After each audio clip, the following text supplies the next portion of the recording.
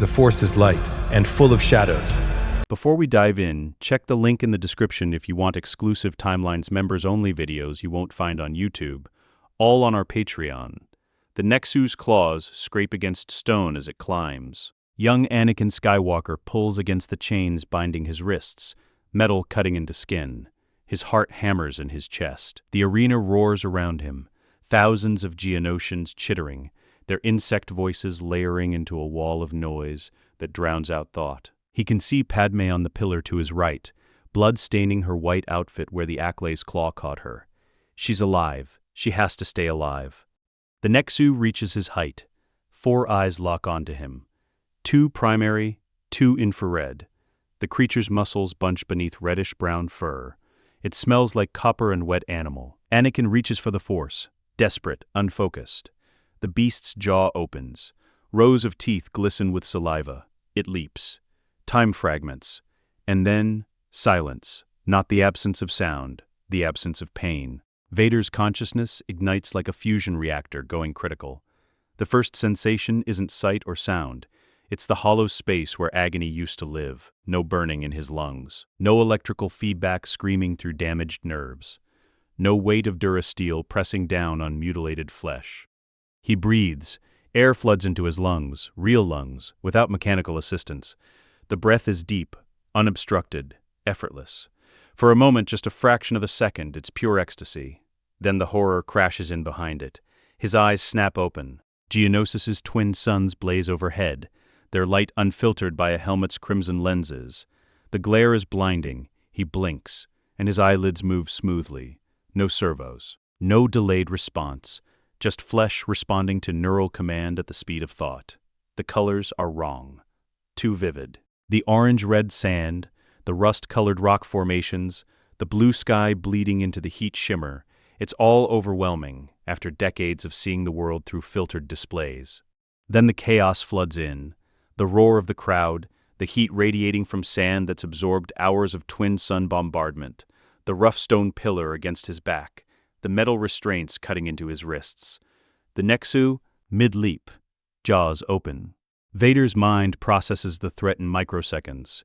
25 years of combat experience compress into a single tactical assessment. Trajectory predictable, velocity measurable, mass approximately 200 kilograms, killing intent absolute. His body moves without conscious thought, no gestures, no outward sign. The Force flows through him like black water through a cracked dam, raw, unfiltered, precise. The Nexu's heart stops. Not slows, stops. Cardiac muscle seized mid-contraction by telekinetic pressure applied with surgical accuracy. Simultaneously, both lungs collapse inward, alveoli crushed, oxygen cut off. The creature drops from the air like a stone. It hits the sand 3 meters from the pillar's base with a heavy final thud, dead before it touched ground. Vader doesn't move. His expression remains blank, not shocked, not triumphant, not relieved. Just empty. He stares down at the corpse, watching sand particles settle around the still warm body. Then, slowly, his gaze lifts to the viewing box 50 meters distant. Even at this range, even through the heat distortion and crowd movement, he can sense Count Dooku's presence. The old man's confusion ripples through the Force like a stone dropped in still water. Good, Vader thinks. Let him wonder. Anakin. Padmé's voice cuts through the arena noise. Vader's head turns sharply, too fast, too controlled. He sees her on the adjacent pillar, one hand pressed against the wound in her side, her face pale beneath Geonosis's harsh light. Her eyes are wide, concerned, confused. For just a moment, one terrible, vulnerable moment, something cracks in Vader's chest. She's alive. Not the pale, dying figure from Mustafar. Not the cold body in the medical center. Not the funeral recording that nearly destroyed him years later. She's 24 years old, vibrant, breathing, here. The rage he's carried for 25 years wavers like a candle flame in wind. He crushes it, forces it down into the dark place where he keeps everything he can't afford to feel. Sentiment is a luxury. Weakness is death.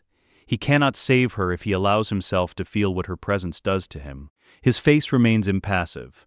"I'm fine," he says. His voice comes out flat. too controlled for a 19-year-old who just survived an arena beast attack.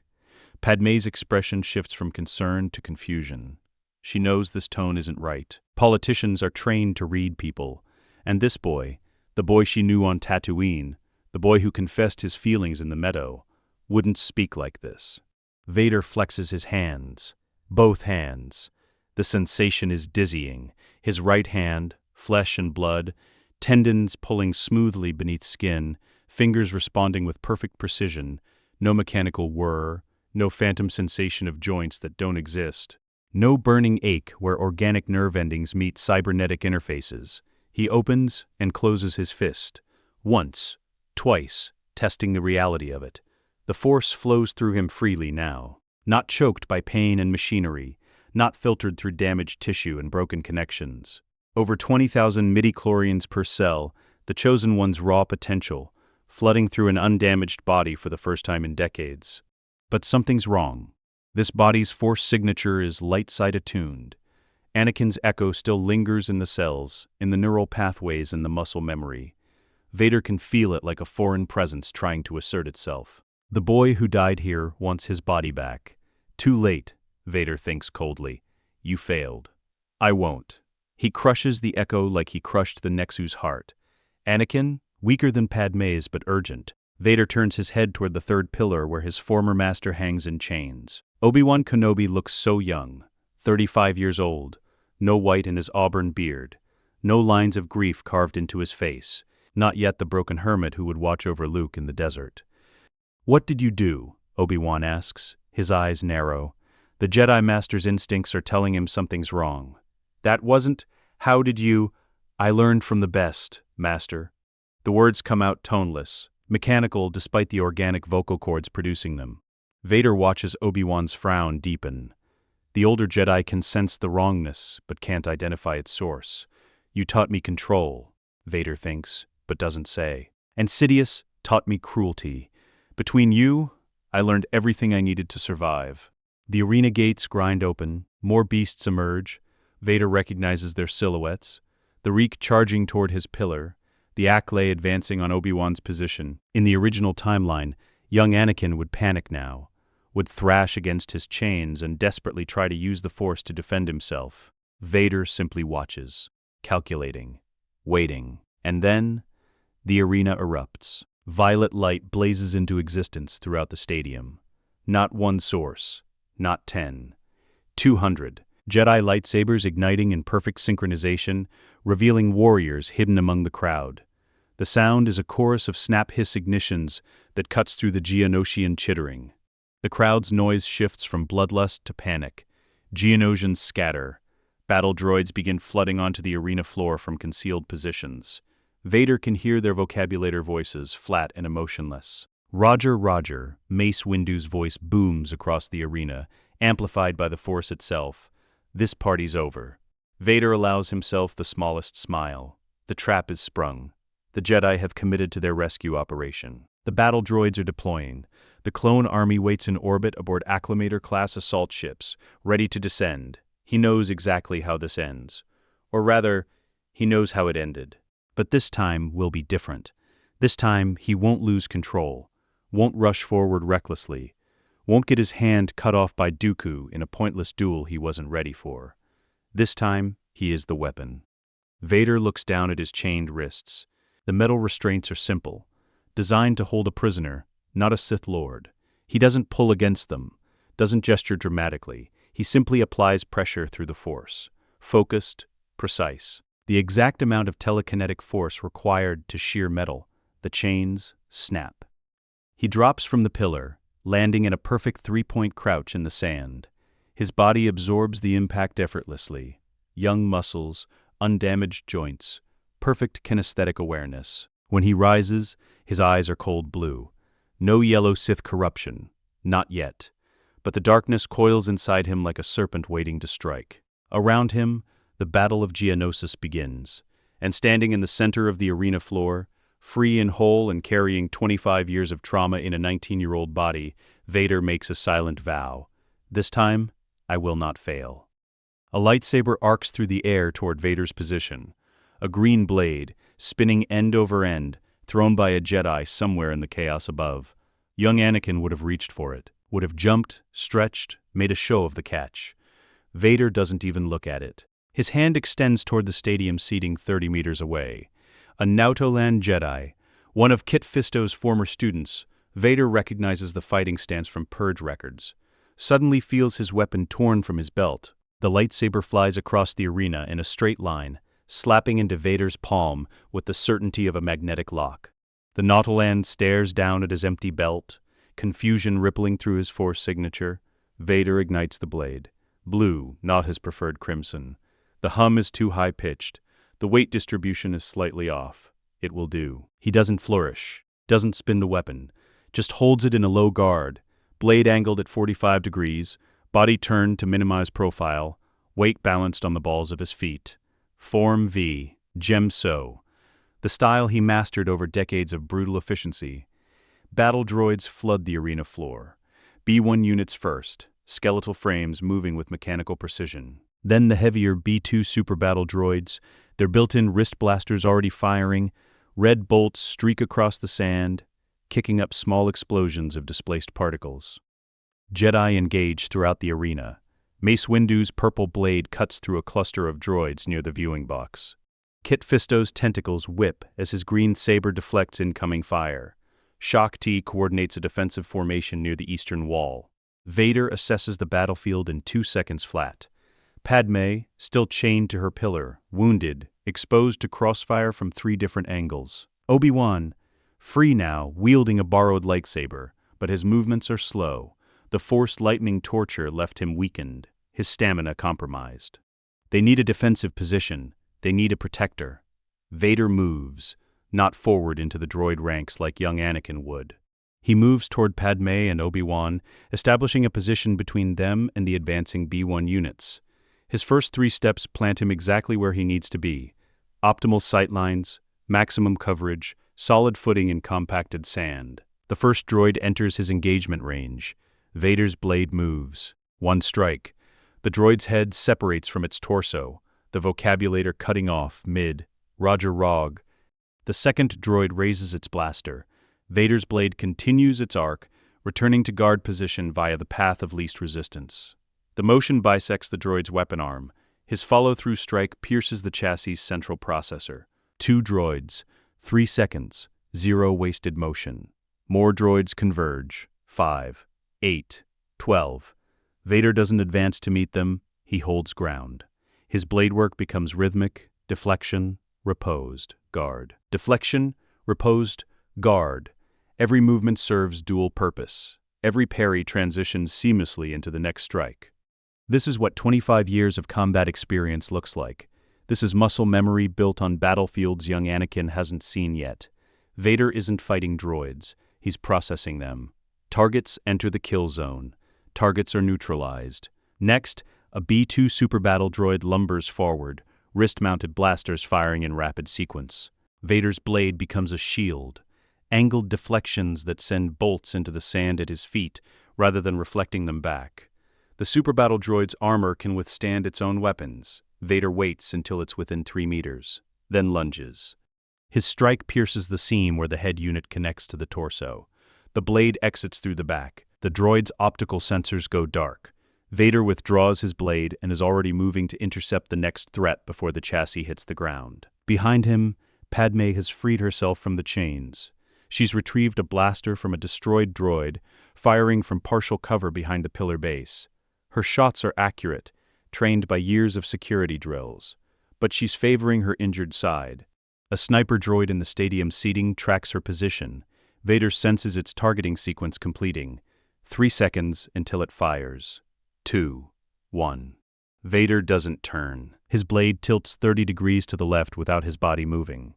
The angle is precise, calculated to the millimeter. The sniper's bolt strikes his lightsaber blade and reflects at a perfect 45-degree angle.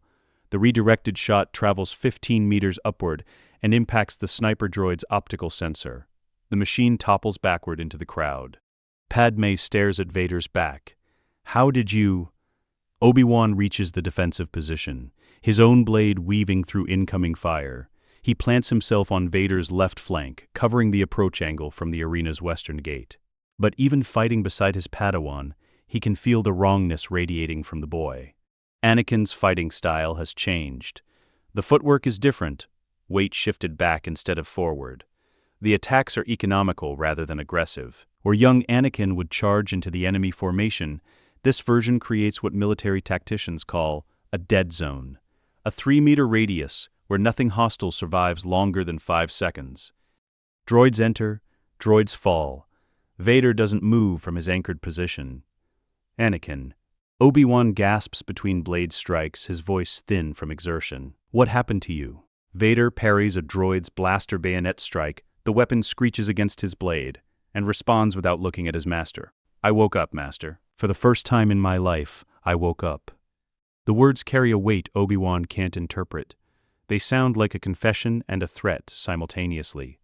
The arena battle escalates. More droids deploy from underground tunnels. Destroyer droids roll in. Wheel mode transforming to walker mode. Personal shields shimmering into existence. Their twin blaster cannons fire in synchronized bursts that force Jedi into cover. Vader watches Jedi begin to fall. Not many, not yet, but he sees Master Sora Bulk take a bolt to the shoulder, sees a young Twi'lek Jedi, probably a recent knight, go down under concentrated fire from a B-2 squad. The casualties are starting. He makes a decision. Vader closes his eyes, just for a moment, just long enough to extend his awareness beyond his immediate vicinity, beyond the arena floor, into the minds of every Jedi fighting here. Battle meditation, a technique Sidious taught him, a force-ability used to coordinate troops across vast distances, synchronizing their actions, amplifying their effectiveness. The Jedi feel it instantly, a presence touching their consciousness, not invasive, but supportive. Suddenly, they're moving in coordination without verbal commands. Kit Fisto's strike pattern complements Agan Kolar's defensive position. Shock T's force push staggers droids directly into Luminara Unduli's blade range. The kill rate doubles. Droid formations collapse. Casualties stop. In the center of a destroyer droid triangle, Mace Windu feels the shift.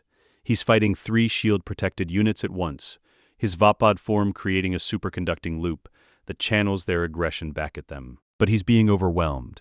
And then, coordination, support, battle meditation flowing through the Force like a current. Mace dispatches the first destroyer droid with a precision strike through its shield emitter, then pivots to assess who's providing tactical support. His eyes find the arena center. Anakin Skywalker stands like a pillar. His blade moves in perfect rhythm, mechanical, precise, terrifying. The boy's eyes are open now, but they're not the eyes of a 19-year-old Padawan. They're the eyes of someone who's seen things Mace can't even imagine. What are you? Mace thinks but doesn't voice. The battle continues. Despite the Jedi's skill, the droids keep coming. Superior numbers begin to matter. The Jedi are pushed back, compressed into a tightening circle near the arena center. Defensive formations overlap. Wounded Jedi retreat to the inner ring while fresh fighters hold the perimeter. This is the moment where, in the original timeline, the clone army arrived. Vader hears it before anyone else. The distant roar of LAT/I gunship engines cutting through Geonosis' atmosphere. The sound builds from a whisper to a scream. Reinforcements. Republic gunships descend from the sky like mechanical angels. Their ball turret cannons open fire on droid positions, red bolts stitching lines of destruction across the arena floor. The doors slide open, revealing rows of white-armored clone troopers. The clones deploy with professional precision. They establish firing lines, lay down suppressing fire, create extraction corridors for the Jedi. These are soldiers bred for war, trained from childhood, genetically predisposed to obedience and tactical excellence. Vader watches them drop into formation, and something cold settles in his chest. These men carry inhibitor chips in their brains, organic control devices waiting for a single command, Order 66. When that order comes, when Sidious decides the time is right, every single one of these loyal soldiers will turn on their Jedi commanders and execute them without hesitation. Not today. Today, he rewrites history. A clone commander approaches Obi-Wan. Orange marked armor, DC, -15 rifle held in ready position. Sir, we're evacuating Jedi to the gunships. Please fall back to extraction point Alpha. Obi-Wan nods, too exhausted to argue. He turns to Vader. Anakin, we need to, toward a gunship that's just landed 30 meters away, its troop base still full of clones preparing to deploy. Anakin, Obi-Wan shouts. Where are you going? Vader doesn't answer. He boards the gunship, stepping past confused clone troopers. The pilot, a clone with yellow-marked helmet, turns in his seat. Sir, this gunship is assigned to combat deployment, not change of orders, Vader says. His voice carries absolute authority despite coming from a 19-year-old body. I'm taking tactical command of this squadron. We're redirecting to target the Separatist core ships. The pilot hesitates, looks to his commander. The commander, a sergeant with hash marks on his armor, studies Vader for a long moment, and then he nods. You heard the Jedi. Adjust attack vector, target core ship landing struts and fuel cells. The gunship lifts off. Vader stands in the open troop bay, one hand gripping the overhead rail, watching the arena recede below. He can see Obi-Wan staring up at him, confusion and concern radiating through the Force. Trust me, Master, Vader thinks. Just this once, trust that I know what I'm doing. The gunship squadron banks toward the towering Separatist core ships on the horizon. Vader's fingers tighten on the rail. The real battle is about to begin. The LAT/I gunship banks hard, its repulsor lift engines screaming as the pilot executes Vader's tactical commands. Below, the arena has transformed into a war zone. Smoke rising from destroyed droids, Jedi retreating to extraction points, clone troopers establishing defensive perimeters. But Vader isn't watching the battle anymore. His attention is fixed on the viewing box jutting from the arena's upper tier. Even from this distance, even through the chaos, he can sense two distinct Force signatures. Count Dooku, dark side presence like oil on water, sophisticated and ancient. And Django Fett, not Force-sensitive, but marked by something else, the genetic template. The progenitor every clone trooper in this army carries this man's face, his reflexes, his capacity for violence. In the original timeline, Mace Windu killed Django, a clean decapitation, dramatic final, witnessed by the boy who would become an enraged bounty hunter, seeking revenge. Boba Fett would spend years hunting Windu because of what happened in this arena. Vader has different plans. Sir, the clone pilot says, his vocoder-filtered voice cutting through the engine noise. The viewing box is heavily fortified. Approaching trajectory puts us in range of. I know, Vader interrupts. Get me within jumping range, 30 meters, then pull back and provide covering fire. The sergeant with hash-marked armor steps forward. General, with respect, that's a suicide approach. The Mandalorian mercenary up there has military-grade armor and, I've killed Mandalorians before. The words come out flat, matter of fact. The clones exchange glances behind their helmets. This is a 19-year-old Padawan claiming combat experience that should be impossible. But something in Vader's tone stops the argument. The sergeant simply nods. The gunship accelerates. Wind tears through the open troop bay. Vader stands at the edge, one hand gripping the overhead rail, his borrowed lightsaber held loosely in the other. His robes whip around him, traditional Jedi brown, already stained with sand and droid oil. 25 years of memories flood through his consciousness. Beskar armor, whistling birds, flame projectors. Every Mandalorian weapon system, every combat trick, every tactical advantage their culture refined over centuries of warfare. He fought them as Vader, hunted them during the Imperial era when survivors of the Purge still resisted. He learned their patterns, their pride, their predictable devotion to overwhelming firepower. Django Fett is dangerous, skilled, battle-tested. But he's fighting someone who already knows how this ends. The gunship drops to 30 meters from the viewing box. Vader doesn't hesitate. He releases his grip on the rail and jumps. The Force propels him forward, not a desperate leap, but a calculated ballistic arc. His body crosses the distance in 3 seconds. He lands on the viewing box's Durasteel railing with perfect balance, boots gripping the narrow surface. Django Fett spins, his EE-3 carbine rising. The Mandalorian's T-visored helmet tracks Vader's position. Behind him, Count Dooku observes with aristocratic detachment, one hand resting on his curved lightsaber hilt. A Jedi, Django's voice crackles through his helmet speaker. Stay out of this, kid. Vader ignites his lightsaber. The blue blade hums to life. "I'm not a kid," he says quietly. "And I'm not here to negotiate." He drops from the railing into the viewing box proper. The space is cramped, maybe 4 meters square, designed for separatist leadership to observe executions in comfort. Newt Gunray's throne sits empty. Poggle the Lesser has already fled. Only Dooku and Django remain. Django's tactical assessment takes milliseconds. Single opponent. Jedi. Young, physically fit. Lightsaber engaged. Distance. 3 meters. His training kicks in immediately. The flamethrower activates. Liquid fire erupts from Django's wrist-mounted projector, a cone of superheated fuel that fills the space between them. The temperature spikes instantly. Hot enough to melt plastoid, hot enough to force most Jedi into defensive retreat. Vader doesn't retreat. His free hand extends, and the Force becomes a wall, not a shield, a compression field that stops the flame front half a meter from his body. The fire splits around the invisible barrier, venting harmlessly to either side. Django sees the flames part and immediately switches tactics. His jetpack ignites. He launches upward, clearing the viewing box's low ceiling and gaining altitude. Aerial superiority. From above, he can... Vader reaches up with his left hand and pulls. The Force seizes Django's jetpack mid-air, not the Mandalorian himself, but the machine strapped to his back. Vader targets the fuel line connection point, the weak structural joint where the pack interfaces with the armor harness. The jetpack tears free with a shriek of shearing metal. Django's ascent becomes a tumble. He crashes back onto the viewing box platform, rolling with the impact, professional enough to end the roll in a crouch with his carbine raised.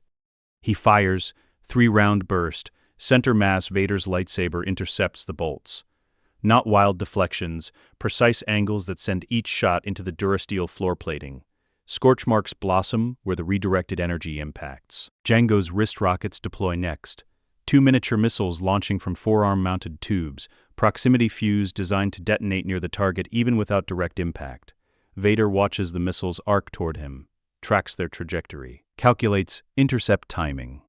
His blade moves, 1 strike per missile. The first warhead detonates 3 meters away. Concussive force and shrapnel dispersing against another force barrier. The second missile he doesn't bother blocking. He simply reaches out with telekinesis and stops it mid-flight. The rocket hangs suspended in the air for half a second. Then Vader rotates it 180 degrees and releases it. The missile's motor reignites. It streaks back toward Django. The Mandalorian throws himself sideways. The missile impacts the wall behind where he was standing, blasting a crater in the reinforced stone. Dust and debris fill the air. Django rolls to his feet in the settling smoke. His weapon systems are compromised. Jetpack gone. Missiles expended. Flamethrower ineffective. He reaches for his hip-mounted blaster pistol.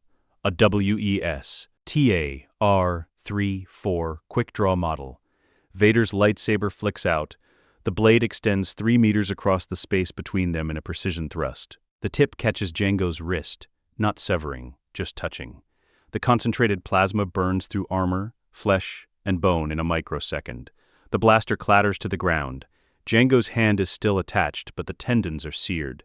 The fingers won't respond. Vader advances. 2 steps. Django backpedals, reaching for his remaining wrist-mounted weapon, a fiber cord whip designed to entangle opponents. Vader's left hand extends again. The Force crushes the wrist gauntlet like a tin can. Metal screams. Components spark and die. The fiber cord deploys limply, its launcher mechanism destroyed. Django Fett, the most dangerous, non-Force-sensitive bounty hunter in the galaxy, the man who killed Jedi with his bare hands at Galadron, the template for an entire army, stands disarmed and bleeding in a viewing box on Geonosis. Vader closes the distance. His lightsaber hums between them. "You should have stayed on Camino," Vader says quietly. Django's helmet tilts. Even through the T-visor's emotionless surface, confusion radiates from his posture. "What are you talking about? I've never..." "You will, or you would have. You'll father an army of slaves, 3 million brothers all carrying your face, all bred to die in a war they didn't choose." Django goes still. "The clones, you know about." "I know everything." Vader's voice is cold, clinical. "I know Count Dooku hired you. I know Tyrannus promised you 5 million credits and an unaltered clone for yourself. I know your son is on your ship right now, watching this through the viewport. The Mandalorian's helmet snaps toward his parked slave eye, barely visible through the arena's dust and smoke. Vader watches him process the impossible knowledge. How could you possibly? Every betrayal, every death. Vader's blade angles toward Django's chest. The clones are good men. They deserve better than being slaves to a Sith Lord's manipulation. And you don't deserve to profit from their existence. Django reaches for something, a last resort weapon, a desperate gambit. It doesn't matter, Vader is already moving. His lightsaber thrusts forward. The blue blade pierces Mandalorian armor.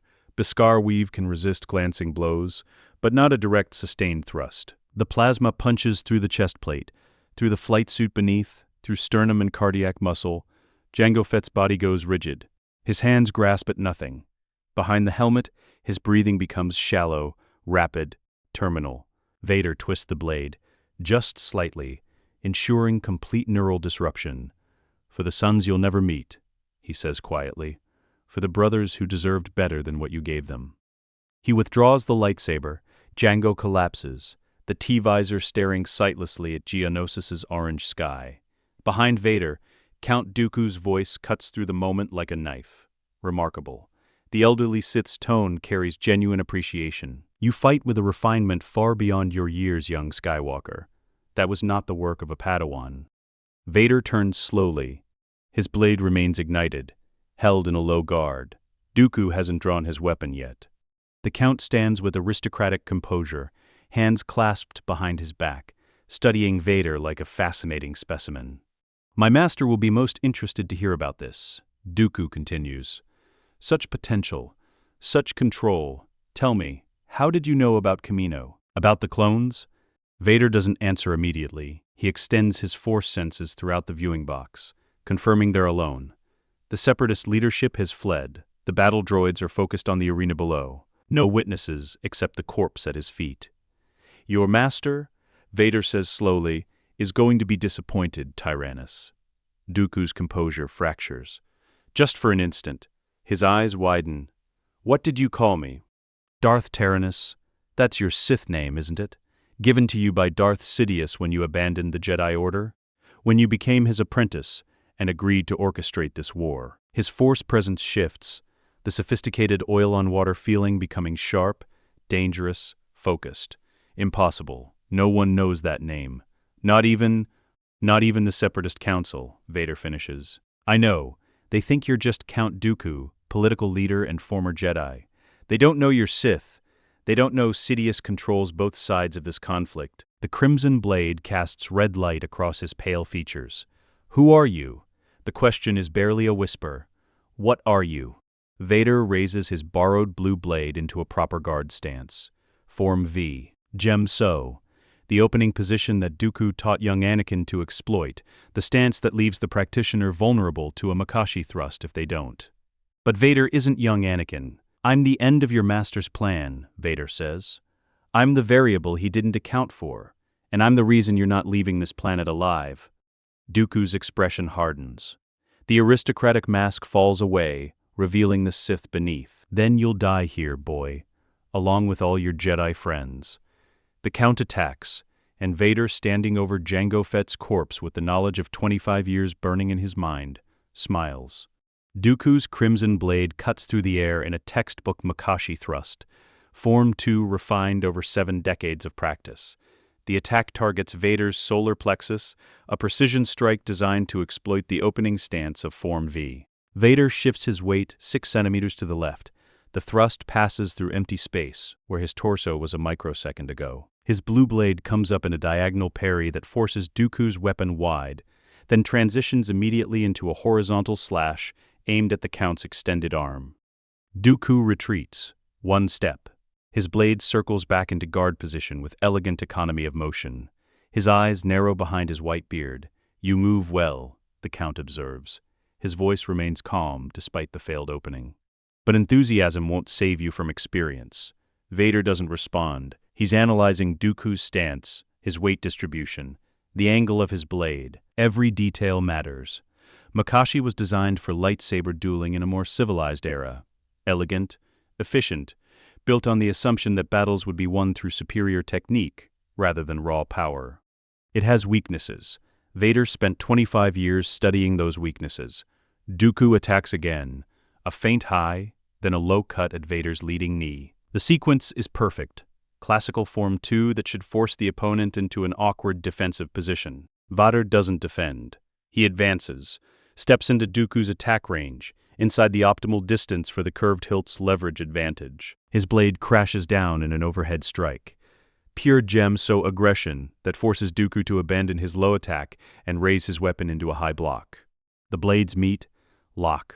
Vader can feel the resistance through the handle. Dooku's strength enhanced by the Force, but the old man's physical frame is still 70-plus years old. Vader's 19-year-old body has advantages that technique can't fully overcome. He pushes, channeling the Force through his arms, his shoulders, his core. Dooku's block holds for 2 seconds, 3, then gives. The Count staggers backward, shock flashing across his aristocratic features. That shouldn't have worked. A Padawan shouldn't have the raw power to overwhelm a Sith Lord's defense through simple strength. Vader presses the advantage. 3 quick strikes. High, low, middle. Each one delivered with the mechanical precision of someone who's fought this exact opponent before. Dooku parries all 3, but he's forced another step back. Another. His positioning is compromised. Fascinating. Dooku says, breathing slightly harder now. You fight as though you've studied my style, as though you know my techniques. I do, Vader says simply. He launches into a spinning attack, blade held in reverse grip, body rotating, that should be easy to counter for someone with Dooku's experience. But the Count hesitates, just for a fraction of a second, because the attack pattern is wrong. Young Anakin shouldn't know that variation. It's an advanced Form V technique that requires years to master.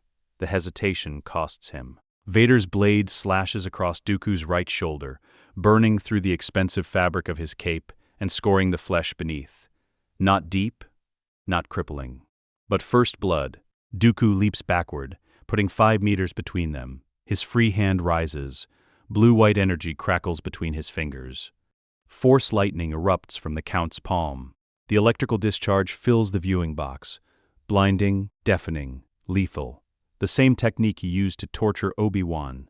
The same power that should incapacitate a young Jedi in seconds. Vader raises his left hand. The lightning strikes his palm and stops. Not deflected, not blocked by a lightsaber. Simply caught. Absorbed by a technique that requires intimate knowledge of the dark side's workings. He holds the lightning for 3 seconds. Feeling it course through his organic hand. The pain is there, real, but manageable. His midi-chlorian count acts as a buffer, distributing the energy across billions of cells. Then, he releases it. Not back at Dooku. The Count would simply absorb his own power. Instead, Vader channels the lightning downward, into the durasteel floor plating. The metal superheats instantly, glows red, warps. Dooku stares. That's impossible. I'm not what you expected. Vader deactivates his lightsaber. The blue blade vanishes, and you're not going to report any of this to Sidious, because you're not leaving this system. The Count's expression shifts from shock to cold calculation. You think you can kill me? Here? Even if you could, which I doubt, my death would simply accelerate my master's plans. The war will proceed with or without me. I know. Vader takes 1 step forward. That's why you're not dying today. You're going to be evidence. Evidence of what? Of everything. The Sith conspiracy, the clone army's true purpose, Sidious's identity. Vader's eyes remain cold, analytical. You're going to help me destroy your master's plan, not by dying, by talking. Dooku laughs. The sound is genuine, rich, aristocratic, dismissive. You think I'll simply confess? Betray Darth Sidious because a Padawan demands it? Boy, you understand nothing of... He stops, because Vader has moved. Not physically, through the Force. A presence suddenly pressing against Dooku's mind like a hydraulic press. Invasive, overwhelming, wrong. The technique is crude compared to Sidious's elegant mental manipulations, but effective. Vader learned it during his years as an enforcer, extracting intelligence from rebels who wouldn't talk willingly. Dooku's mental shields snap into place immediately. Decades of Sith training allow him to resist the intrusion, but resistance isn't the same as comfort. He can feel the pressure building, Feel this impossibly skilled Padawan's consciousness battering against his defenses, like a hammer against glass. "Stop," Dooku hisses. His hand rises toward his lightsaber hilt. Vader's blade reignites. "You're right that I can't kill you here. Too many witnesses, too many questions. But I can make you wish I had." The mental pressure increases. Dooku's knees buckle. He catches himself against the viewing box railing, but his force reserves are depleting rapidly. Fighting the mental assault while maintaining physical stability is draining him faster than direct combat. "The clones," Vader says, his voice flat and clinical. "Tell me about the inhibitor chips." Dooku's eyes widen. "How do you know about Order 66? About the organic control devices implanted during their embryonic development? About the command that will make them kill every Jedi they've been fighting alongside?" Just slightly, Vader feels the confirmation ripple through Dooku's consciousness. Shock that this knowledge has leaked, confusion about how a Padawan could possibly know. "You can't stop it," Dooku manages. "The chips are already implanted. The clones are already deployed. Even if you expose—" "I don't need to stop it yet. I need you to confirm it, on record, to the Jedi Council." Vader's mental pressure eases slightly, enough for Dooku to breathe. "You're going to tell them everything. Sidious's identity, the war's true purpose, the betrayal waiting in every clone's brain. And if I refuse, then I crack your mind open and extract the information myself. It will leave you a drooling vegetable, but the intelligence will be just as useful." Dooku straightens, using the railing for support. His aristocratic composure is fracturing. You're no Jedi. No Padawan has this kind of knowledge. This kind of darkness." His eyes search Vader's face. "What are you?" Vader deactivates his lightsaber again. The blue blade vanishes. When he speaks, his voice carries 25 years of accumulated pain. "I'm what you and Sidious would have made me. The monster at the end of your plan. Darth Vader, Sith Lord Enforcer, the weapon that kills the Jedi Order." He pauses. "Except I came back, and this time I know all your moves before you make them." His tactical mind, honed through decades of political maneuvering and Sith manipulation, assesses the situation rapidly. This boy is either insane or telling an impossible truth. Either way, he represents a threat Dooku wasn't prepared for. A new sound cuts through the moment. The roar of LAT/I engines approaching. Clone gunships converging on the viewing box's position. Below in the arena, the battle is shifting. Republic forces establishing air superiority. Droids being systematically eliminated. Dooku glances at the approaching gunships, then back at Vader. "Your reinforcements won't capture me, boy. I'm leaving this planet regardless of. Your solar sailor is 2 kilometers from here. You'll never reach it." Vader's tone is matter-of-fact. "My clone squadron is already targeting separatist evacuation routes. Your hangar has been flagged as priority strike zone." It's a bluff. Vader hasn't issued those orders yet. But Dooku doesn't know that. The Count's hand moves toward his belt, reaching for a concealed communications device. Vader's hand extends. The Force rips the device from Dooku's grasp and crushes it to fragments before it crosses the space between them. "You're done running, Tyrannus," Vader says. "The only question now is whether you cooperate, or whether I break you." It hovers 5 meters from the viewing box, its side-mounted ball turrets tracking Dooku's position. Clone troopers aim DC. 1-5 rifles through the open troop bay. The sergeant with hash-marked armor steps to the edge. "Sir, need assistance?" Vader keeps his eyes locked on Dooku. "Prepare stun restraints." Count Dooku is now a prisoner of the Republic. Anyone who attempts to interfere gets shot. They were bred for obedience, trained to follow orders from their Jedi commanders without question. Stun cuffs emerge from equipment pouches. 3 troopers prepare to board the viewing box. Dooku watches the clones approach. His face cycles through several emotions: rage, calculation, resignation. Finally, he speaks. "My master will hunt you for this. You understand that, don't you? Darth Sidious doesn't forgive failures, and preventing my escape qualifies as a significant failure. Let him come. I'm counting on it." The clones secure Dooku with practiced efficiency. Stun cuffs lock around his wrists, electrified restraints designed to deliver paralyzing shocks if the prisoner attempts to use the Force. A suppression collar goes around his neck, further inhibiting his connection to the Force. The Count doesn't resist, but his eyes never leave Vader's face. "What's your real name?" Dooku asks as the clones begin escorting him toward the gunship. "Not Anakin Skywalker. That boy couldn't do what you just did. So who are you?" Vader considers the question. Then, quietly, "I'm the future you tried to create, and I'm here to make sure that future never happens." The craft's engines roar as it lifts away from the viewing box, banking toward the Republic staging area below. Vader stands alone in the viewing box. Django Fett's corpse lies cooling at his feet. Scorch marks from Force lightning mar the durasteel plating. The arena battle below is entering its final phase. Droids retreating, Jedi regrouping, the Republic claiming victory. He closes his eyes, extends his senses across the battlefield, feels the Force signatures of 200 Jedi who are still alive. In the original timeline, over 20 of them died here. Today, maybe 12 casualties, fewer than he hoped, but better than before. The Battle of Geonosis is won. Count Dooku is captured. The clone army has been deployed but not yet triggered into betrayal. And somewhere on Coruscant, Darth Sidious is about to realize his perfect plan has developed a fatal flaw. Vader opens his eyes. The twin suns are setting, painting Geonosis's rust-colored landscape in shades of blood and fire. He allows himself a moment, just one, to feel satisfaction. Then he activates his comlink and contacts the clone commander. "Prepare an encrypted channel to the Jedi Temple. Priority 1 transmission. I need to speak with Master Yoda immediately." The comm crackles. "Sir, establishing connection. Stand by." Vader waits. His hand rests on his borrowed lightsaber hilt. His breathing is steady, organic, unassisted, free. The real war is about to begin, but this time he's ready.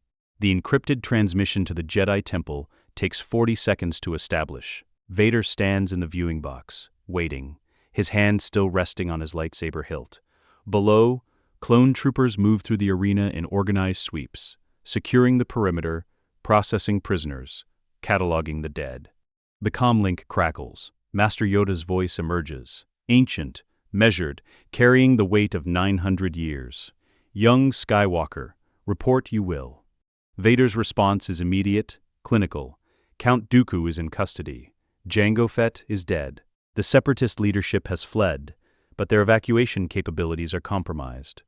I need authorization to pursue strategic targets. Vader can feel Yoda's presence through the Force, even across light years, reaching out, examining, trying to understand what has changed in his former Padawan. "Pursuit authorize. I do not," Yoda says slowly. "Return to the staging area, you must. Concerning reports I have received, your methods, your transformation. The war hasn't started yet, Master Yoda. It can still be prevented." Vader keeps his voice level. "But only if we act now. Only if we act rashly you wish to. Feel it, I do. The darkness in you, grown it has." The ancient Jedi's tone carries disapproval and concern in equal measure. "To the temple you will return. Speak with the council, we must. Questions, there are many." Vader's jaw tightens. He knew this was coming. The Jedi Council's dogmatic need for deliberation, for consensus, for endless debate while their enemies move freely.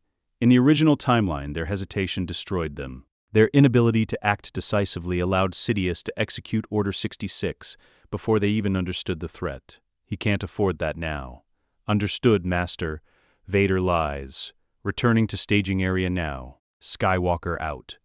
He cuts the transmission before Yoda can respond. The comlink goes silent in his hand. Somewhere in the Jedi Temple, the ancient Grand Master is likely frowning, sensing the deception. But by the time the Council mobilizes to countermand his actions, it will be too late. Vader leaps from the viewing box. The drop is 15 meters to the arena floor below, far enough to injure a normal person, trivial for someone channeling the Force through young, undamaged legs. He lands in a crouch, sand puffing up around his boots. Clone troopers snap to attention as he passes. They don't question, don't ask for clarification. They simply watch this 19-year-old Padawan move through their ranks with the authority of a high general. Vader finds the gunship squadron he commandeered earlier. The pilot with yellow-marked helmet is performing post-flight checks, running diagnostics on the ball turret systems. He looks up as Vader approaches. "Sir, Master Yoda's orders are to return you to— Change of plans, Vader interrupts. I need transport to grid coordinates. He closes his eyes, reaching through the Force. Dooku's presence burns like a dark star 2 kilometers northeast. The Solar Sailor, the Count's personal ship, waiting in its private hangar. Northeast sector, private landing facility. There's a target I need to secure before the Separatists regroup. The pilot hesitates. His training says to follow Jedi orders. His recent orders from command say to return the Padawan to the staging area. The conflict is visible in his posture. Helmet tilting slightly, weight shifting. The sergeant with hash marks intervenes. He steps forward, studying Vader with the calculating gaze of someone who's seen combat, who understands that textbook orders don't always survive contact with reality. What kind of target, sir? Count Dooku's personal vessel. If it escapes, the Separatist leadership maintains a critical evacuation asset. If we secure it, we cut off their primary retreat option. Vader meets the sergeant's T-visor gaze. This is a limited window. 10 minutes, maybe less. The sergeant considers, then nods. Load up, we're moving. Vader stands in the open troop bay, watching Geonosis's landscape blur beneath them.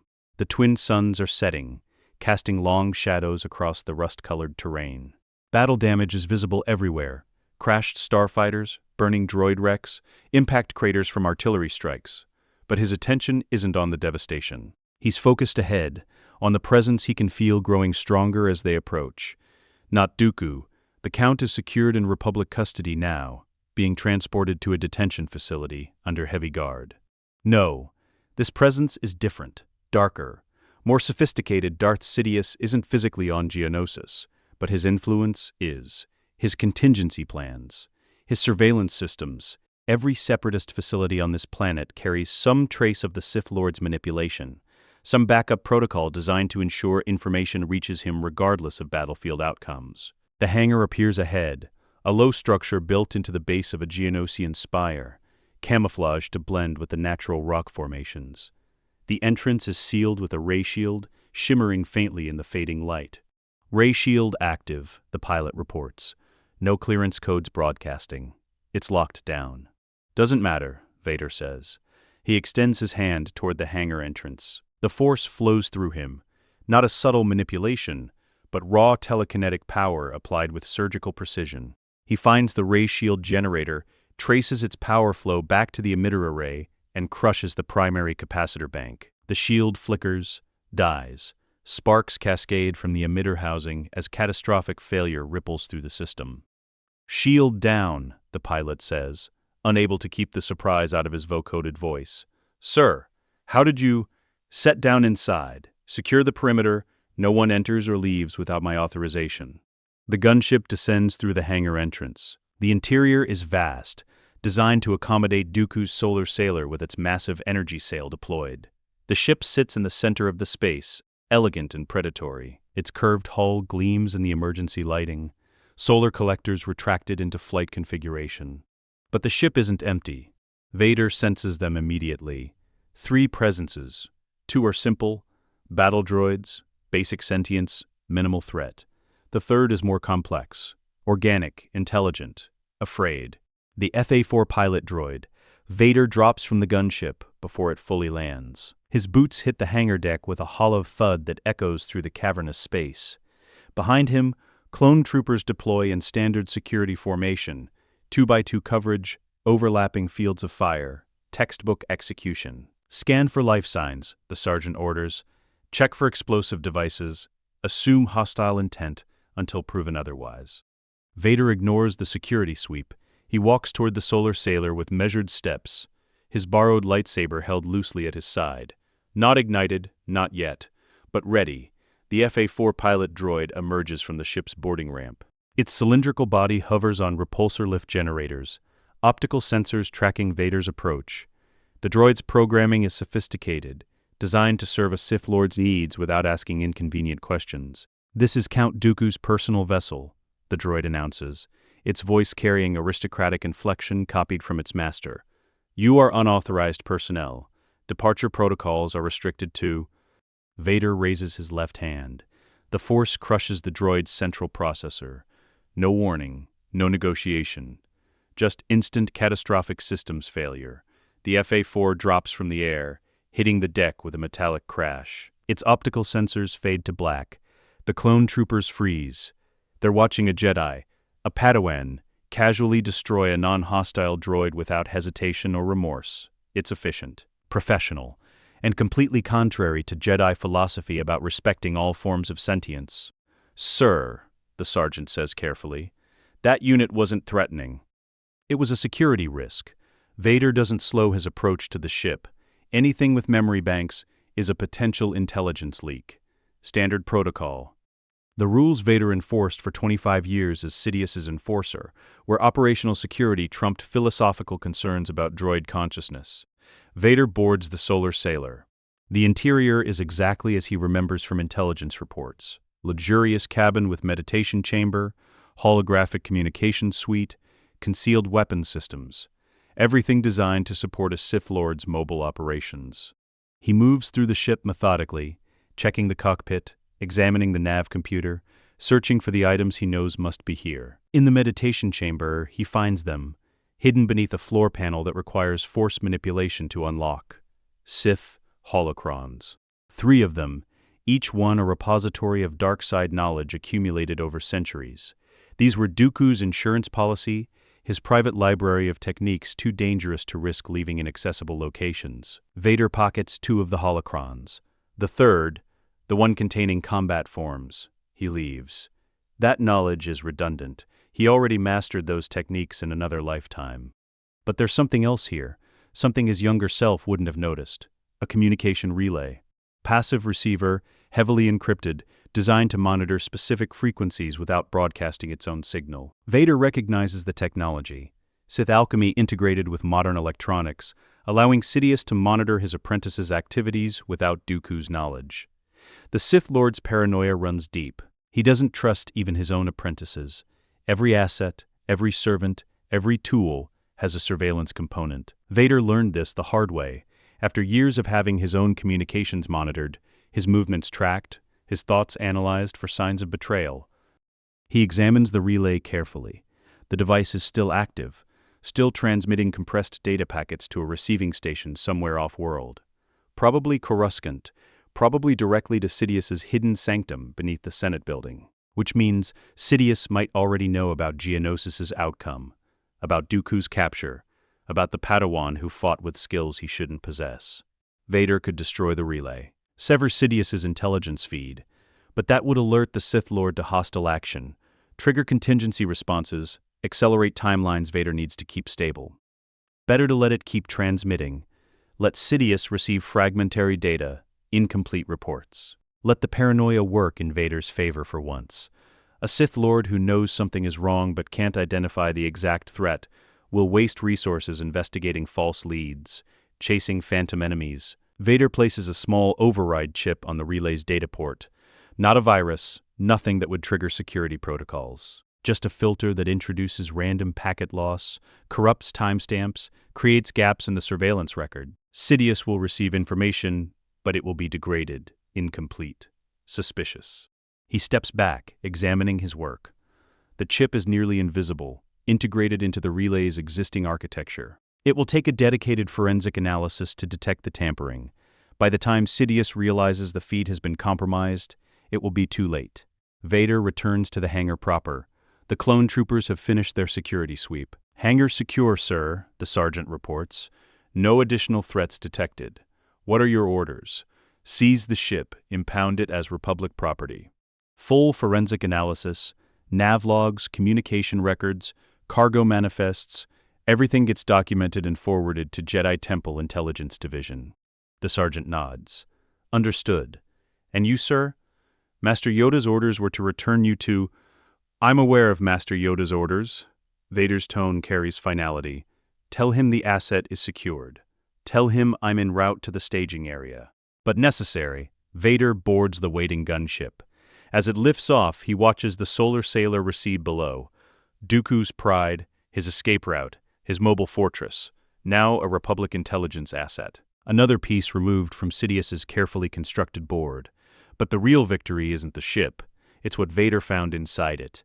The holocrons will provide leverage. The communication relay will sow confusion. And most importantly, the very act of capturing these assets sends a message Sidious will eventually receive. Someone knows. Someone is interfering. Someone is dismantling your plans. The Sith Lord will investigate, will search for the source of the disruption, will suspect traitors, spies, rival Sith. He won't suspect a 19-year-old Padawan carrying memories from a timeline that no longer exists. Not yet. The gunship banks toward the Republic staging area, where hundreds of LAT/I-craft are landing, where Jedi are being treated for injuries, where Obi-Wan is undoubtedly searching for his missing Padawan with growing concern. Vader closes his eyes. The twin suns have fully set now. Geonosis' 3 moons are rising, casting silver light across the battlefield. In orbit above, Acclamator-class assault ships prepare for hyperspace jumps back to Coruscant. The first battle is over. But the war, the real war against Sidious, is just beginning, and this time, Vader knows exactly how it ends. The Republic staging area sprawls across Geonosis' northern plateau, a temporary forward base where LAT/I gunships land in coordinated sequences, where wounded Jedi receive medical treatment, where clone troopers establish defensive perimeters against possible separatist counterattacks.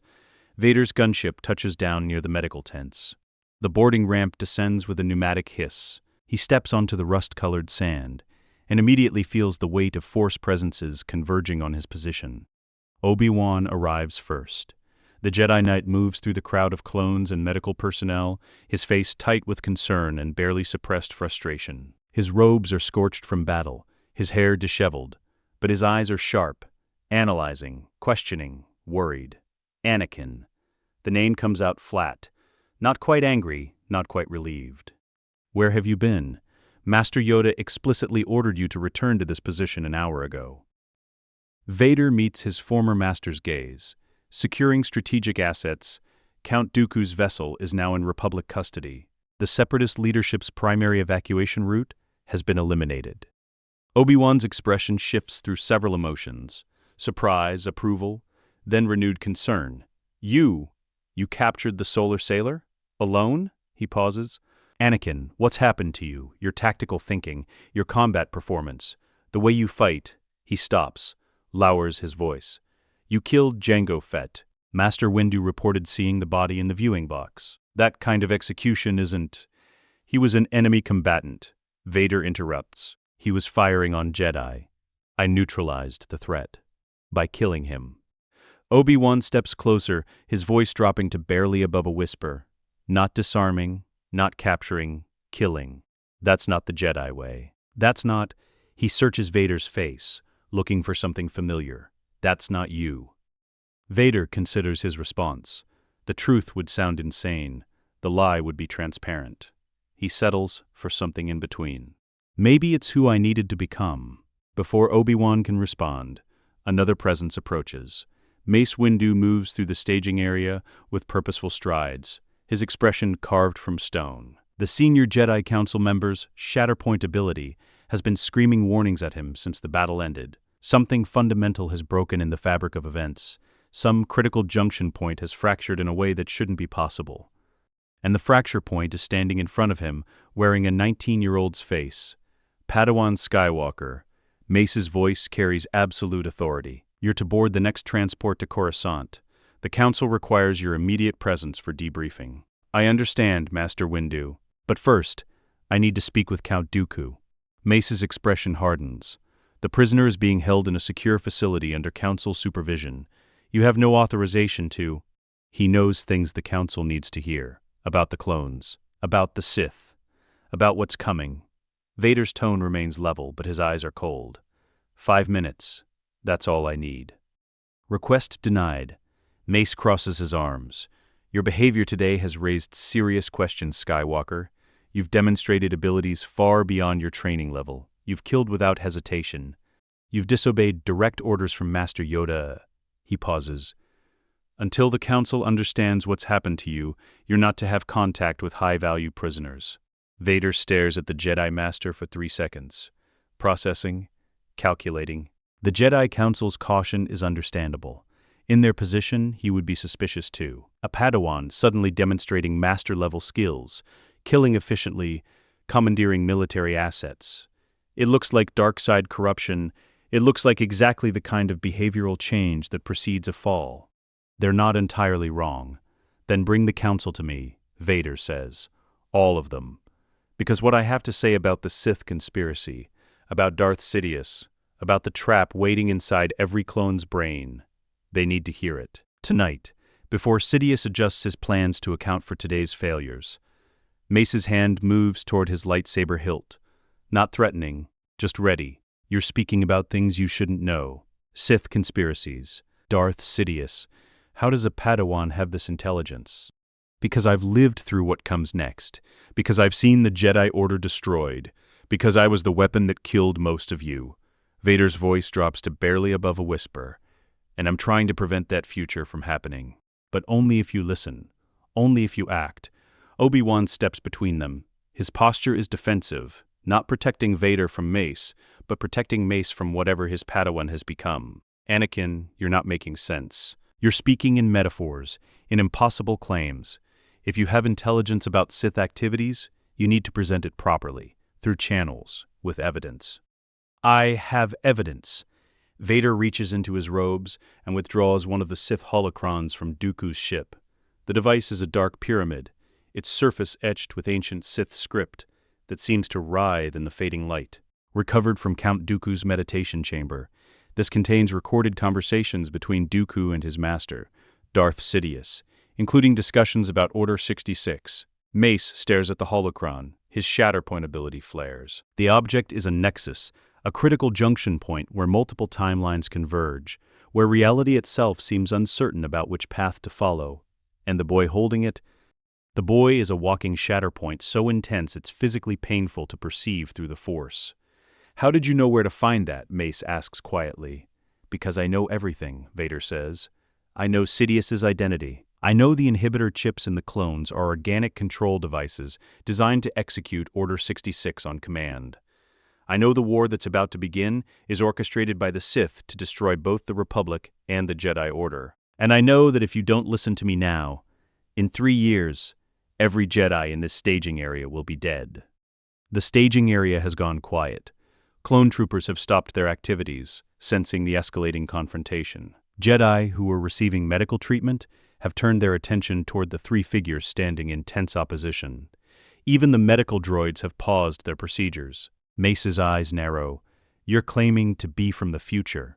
I'm claiming that the future I lived through is trying to happen again. And I have the knowledge to stop it.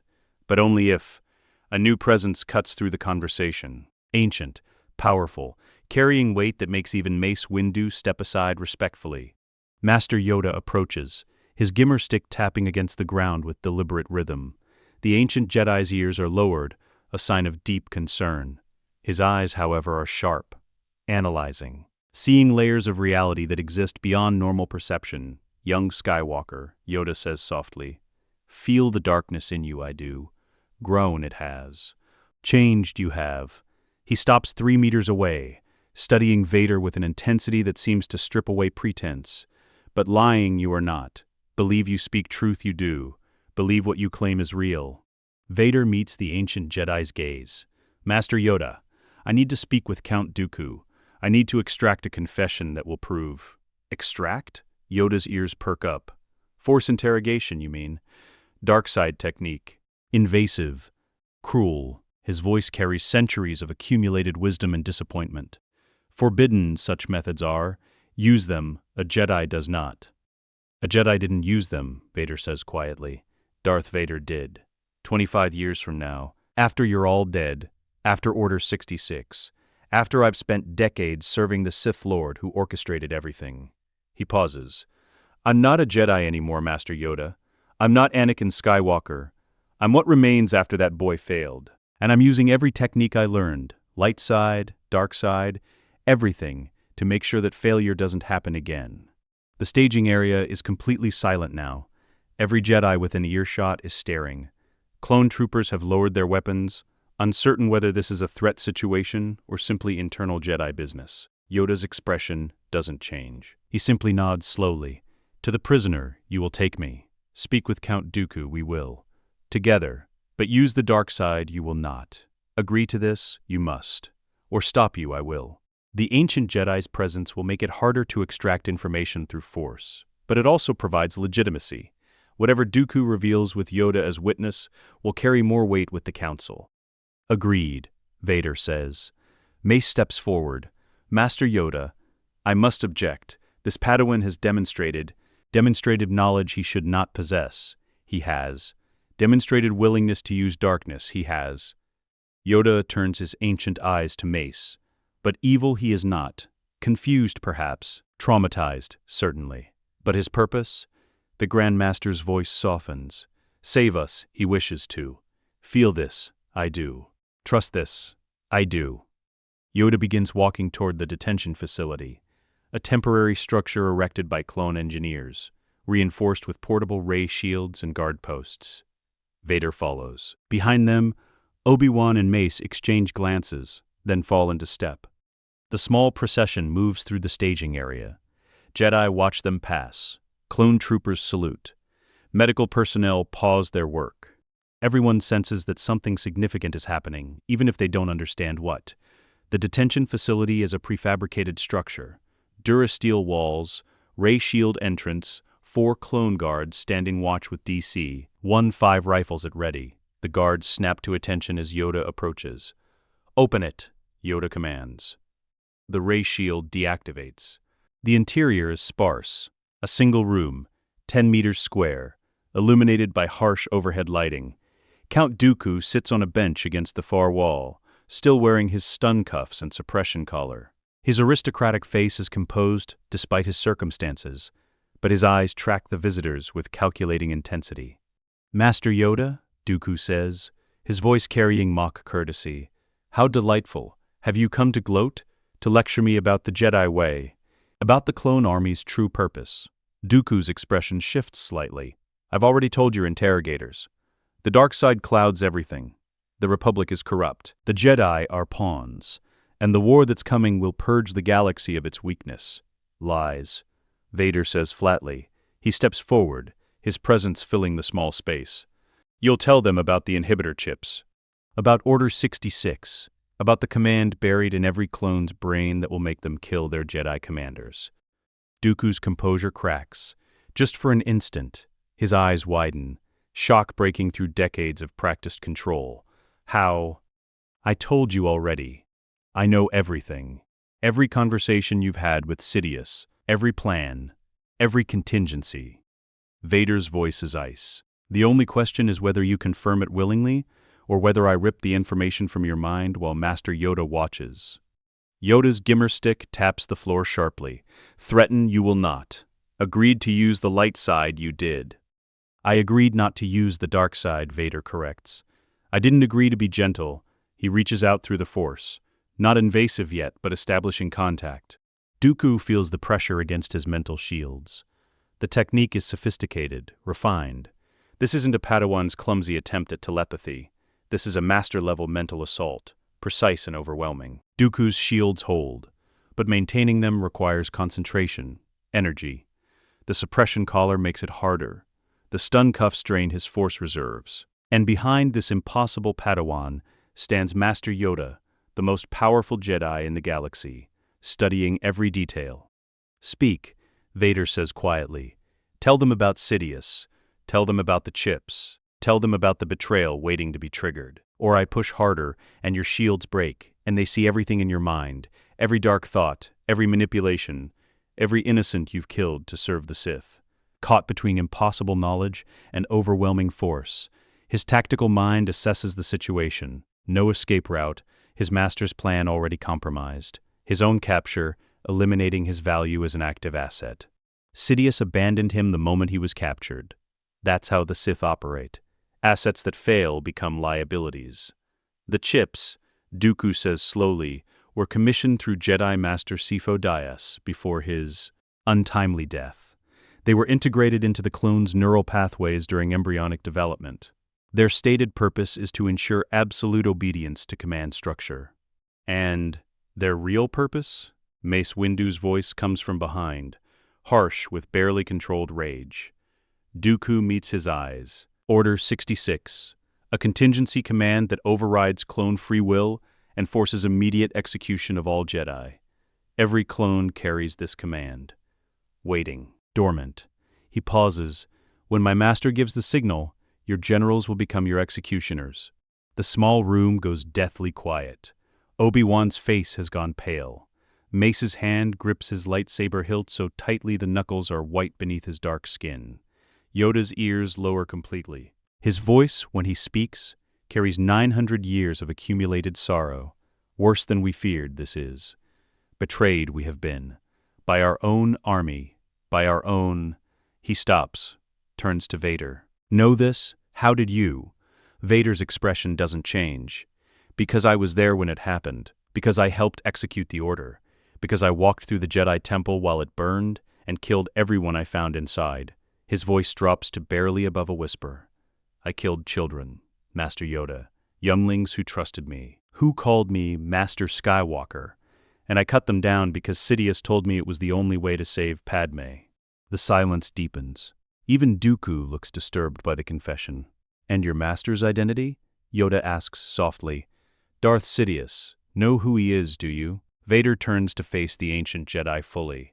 When he speaks, each word falls like a hammer. Sheev Palpatine, Supreme Chancellor of the Republic, your friend, your ally, the man you've trusted for 13 years. He pauses. He's been a Sith Lord the entire time, hidden in plain sight, manipulating you, playing both sides of every conflict.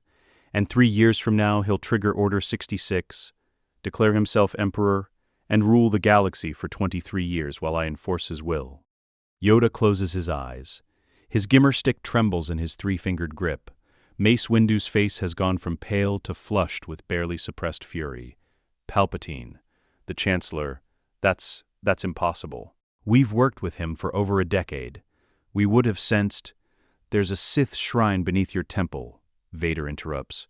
It's been there for 1,000 years. It leaks dark side energy upward, clouding your perception. Palpatine has been concealing himself using techniques refined across generations of Sith. You couldn't sense him because he made sure you couldn't. Because he's better at this than anyone in Jedi history. Obi-Wan finds his voice. If this is true, if even a fraction of what you're saying is true, then we need to act immediately. Arrest Palpatine. Examine the clones. Expose the conspiracy before Sidious triggers his contingencies, Vader finishes. Before he realizes his plan is compromised and accelerates the timeline. Before he executes Order 66 early and kills you all 3 years ahead of schedule. The weight of that statement settles over the room like a shroud. Yoda opens his eyes. They're wet. The ancient Jedi looks suddenly visibly old, worn down by the revelation that everything he trusted was a lie, that the Republic he served concealed its destroyer, that the army he deployed carries genocide in its programming. What do we must? Yoda asks quietly, not commanding, not lecturing, simply asking, admitting that the wisdom of 900 years isn't sufficient for this crisis. Vader's expression softens, just slightly, just enough to show that beneath the cold, tactical exterior, some part of young Anakin still exists. We remove the chips, we expose Palpatine, we destroy the Sith before they destroy us. He pauses, and we do it carefully, precisely, because if Sidious suspects we know, he burns everything down, and we all die. Yoda nods slowly. Then begin. We must. Tonight. Now. He turns to Mace. Emergency council session convene. Every master recall. Evidence present. And the Chancellor, the ancient Jedi's voice hardens. Monitor him, we will. Closely. Until proof absolute, we have... Mace nods and strides from the detention facility, already activating his comlink. Obi-Wan lingers, staring at his Padawan, the boy who's become something else, someone else, a weapon wrapped in familiar flesh. Anakin, he says quietly, whatever you've become, whatever you've seen, you're still my brother. Vader meets his former master's eyes. For just a moment, the cold exterior cracks. In the life I remember, he says softly, I struck you down on the Death Star, when you sacrificed yourself and became one with the Force to let my son escape. His voice breaks, just slightly. I'm sorry, Obi-Wan, for what I did, for what I became. And I'm trying so hard to make sure I never become that again. Obi-Wan's hand reaches out, rests on Vader's shoulder. Then we'll make sure you don't. Together. The moment holds, then Yoda's gimmer stick taps the floor. Much work ahead there is.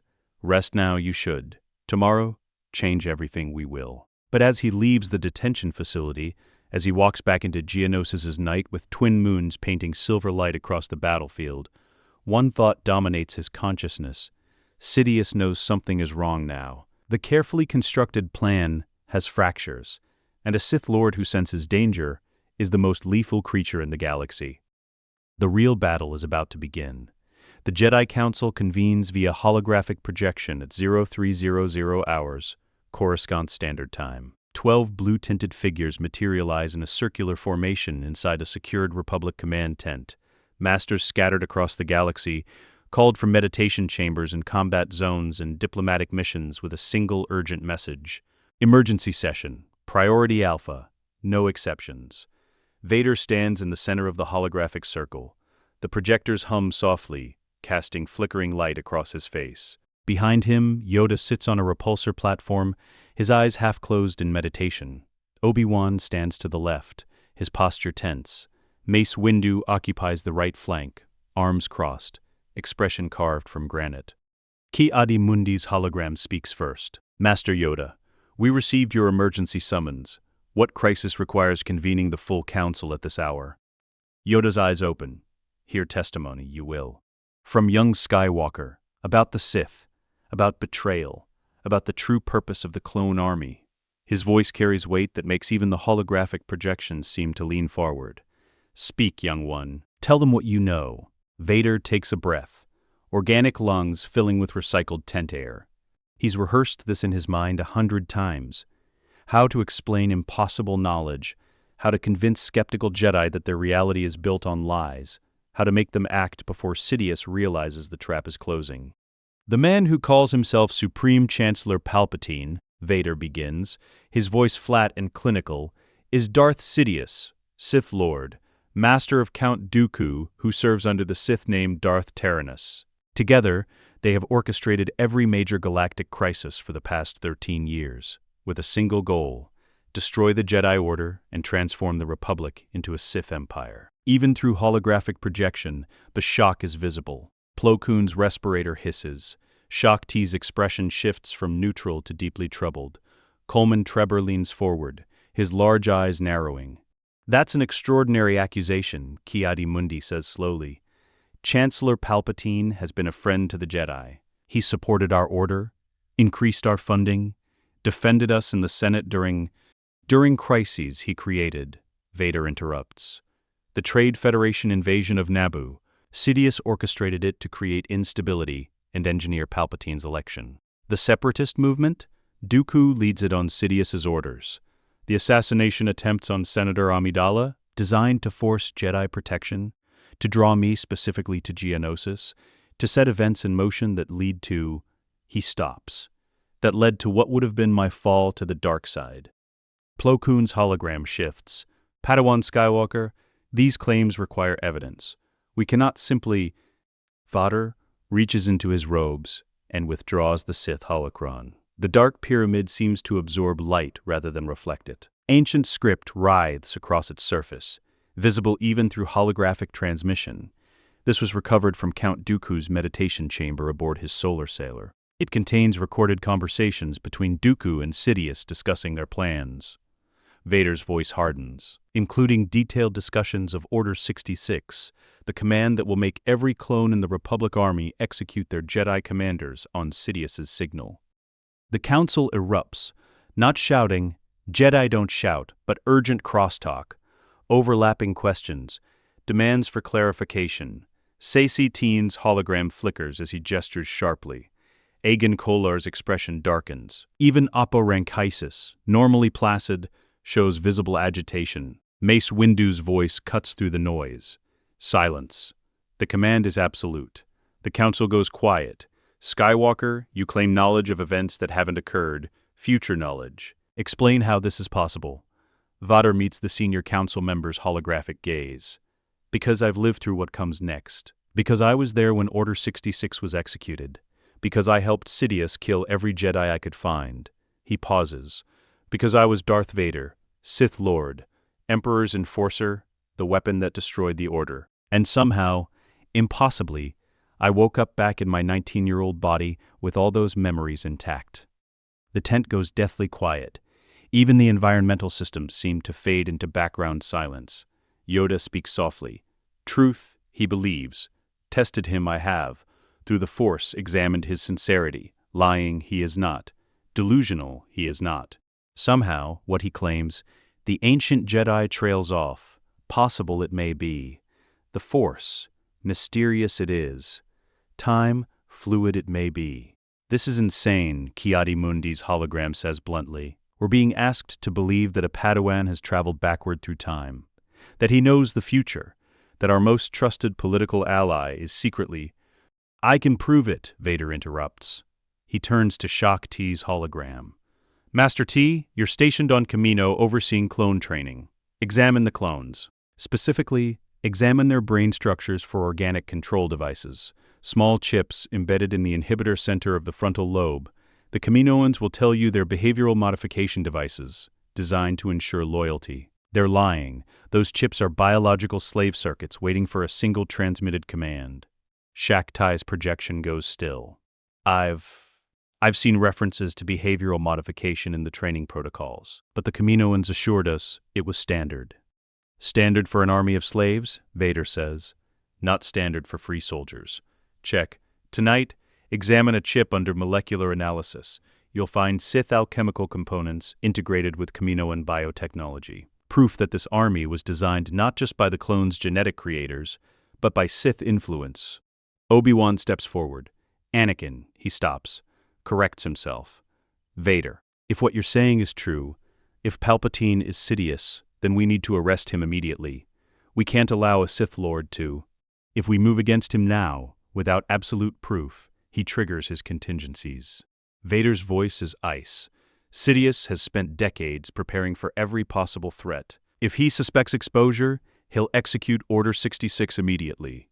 Approximately 3,000 Jedi are currently deployed with clone units across the galaxy, all of them vulnerable to synchronized betrayal.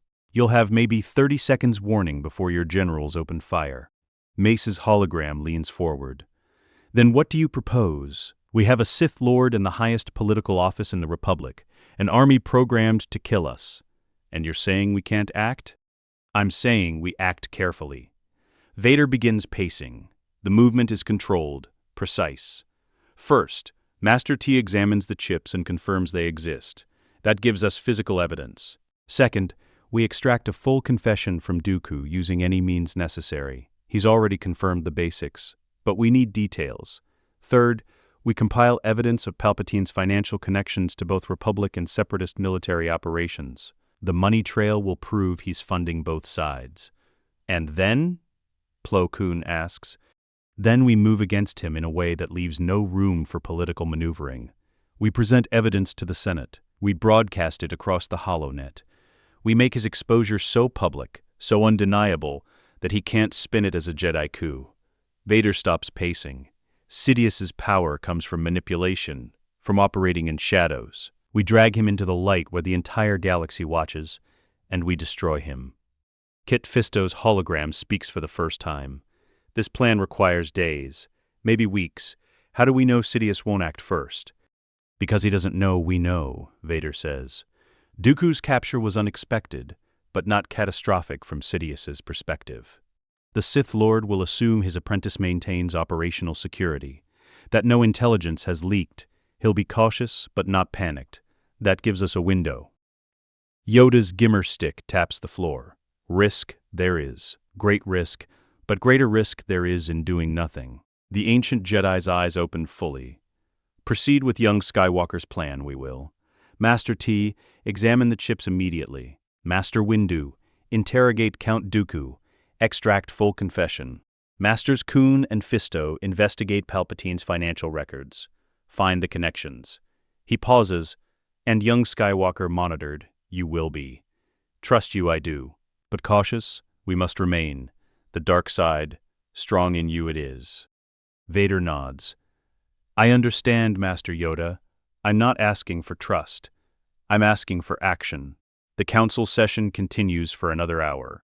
Assignments are distributed. contingency plans developed, security protocols established. When the holographic projections finally fade, leaving only the physical occupants of the tent, exhaustion hangs in the air like humidity. Obi-Wan approaches Vader slowly. "We need to talk, privately." They walk outside into Geonosis' night. The twin moons have reached their apex, casting silver light across the battlefield. In the distance, clone troopers maintain perimeter security. Medical tents glow with interior lighting. The wounded rest. "You said you walked through the temple while it burned," Obi-Wan says quietly, "that you killed younglings, children." He stops walking, turns to face Vader. "What happened to us in that other timeline? What destroyed our brotherhood?" Vader is silent for a long moment. When he speaks, his voice carries weight that seems too heavy for a 19-year-old body. "Padmé. I started having visions of her dying in childbirth. The same kind of visions I had about my mother, visions that came true. I became obsessed with saving her. Sidious exploited that obsession, told me the dark side could prevent death. All I had to do was help him destroy the Jedi. And you believed him. I was desperate, terrified, willing to do anything to prevent losing her the way I lost my mother." Vader's hands clench. "So I led the attack on the Jedi Temple, killed everyone inside, masters, knights, Padawans, younglings, children who trusted me, who looked up to me. I murdered them because Sidious said it was the only way." Obi-Wan's face has gone pale. "The younglings. Then I went to Mustafar to kill the Separatist leadership. Padmé followed me, begging me to stop. And Vader's voice breaks, "I force-choked her, my pregnant wife, because I thought she'd betrayed me, that she'd brought you to kill me. I choked her unconscious while she was carrying our children." "Children?" Obi-Wan whispers. "You had twins, Luke and Leia, born after Padmé died, separated and hidden from me from Sidious. I didn't learn about them until years later." Vader turns to face his former master fully.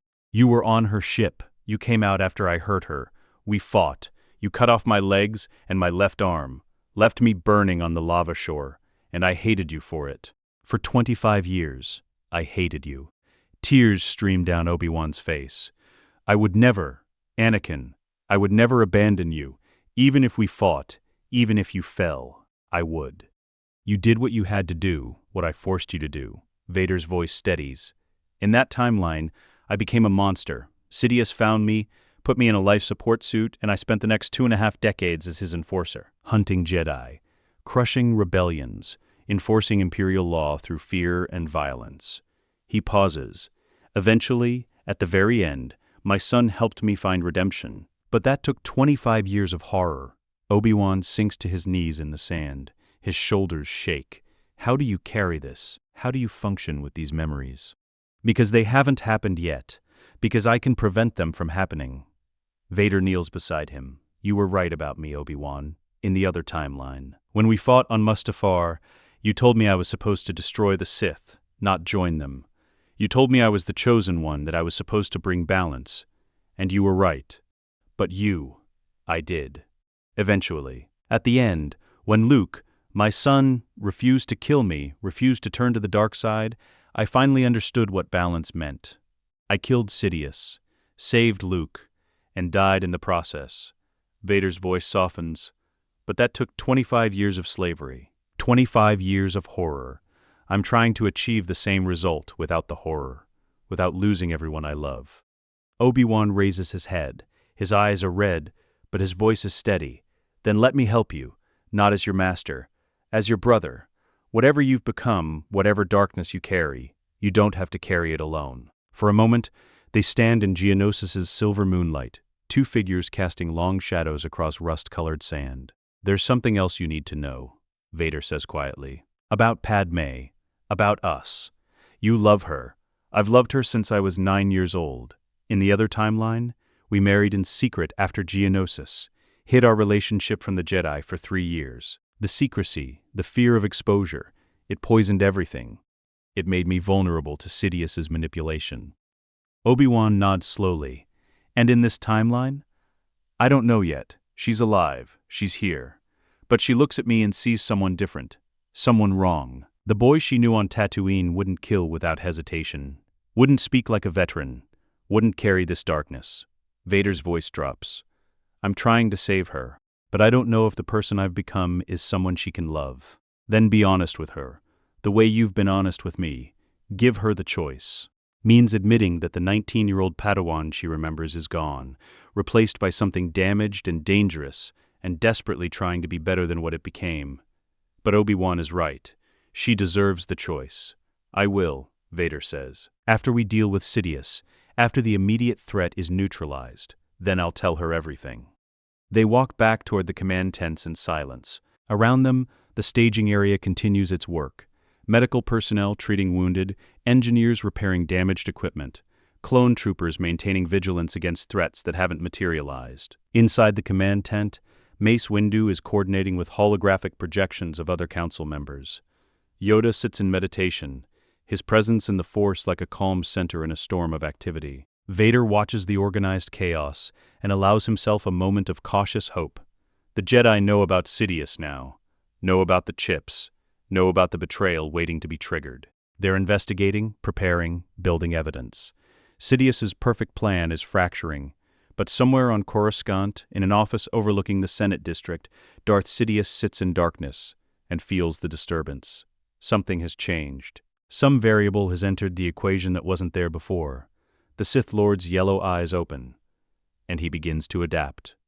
The Acclamator-class assault ship Prosecutor drops out of hyperspace at the edge of Coruscant's gravity well, 36 hours after Geonosis. The Republic capital fills the viewports, a planet-wide city glittering with billions of lights, traffic streams flowing between kilometers-high structures, the constant motion of a civilization that never sleeps.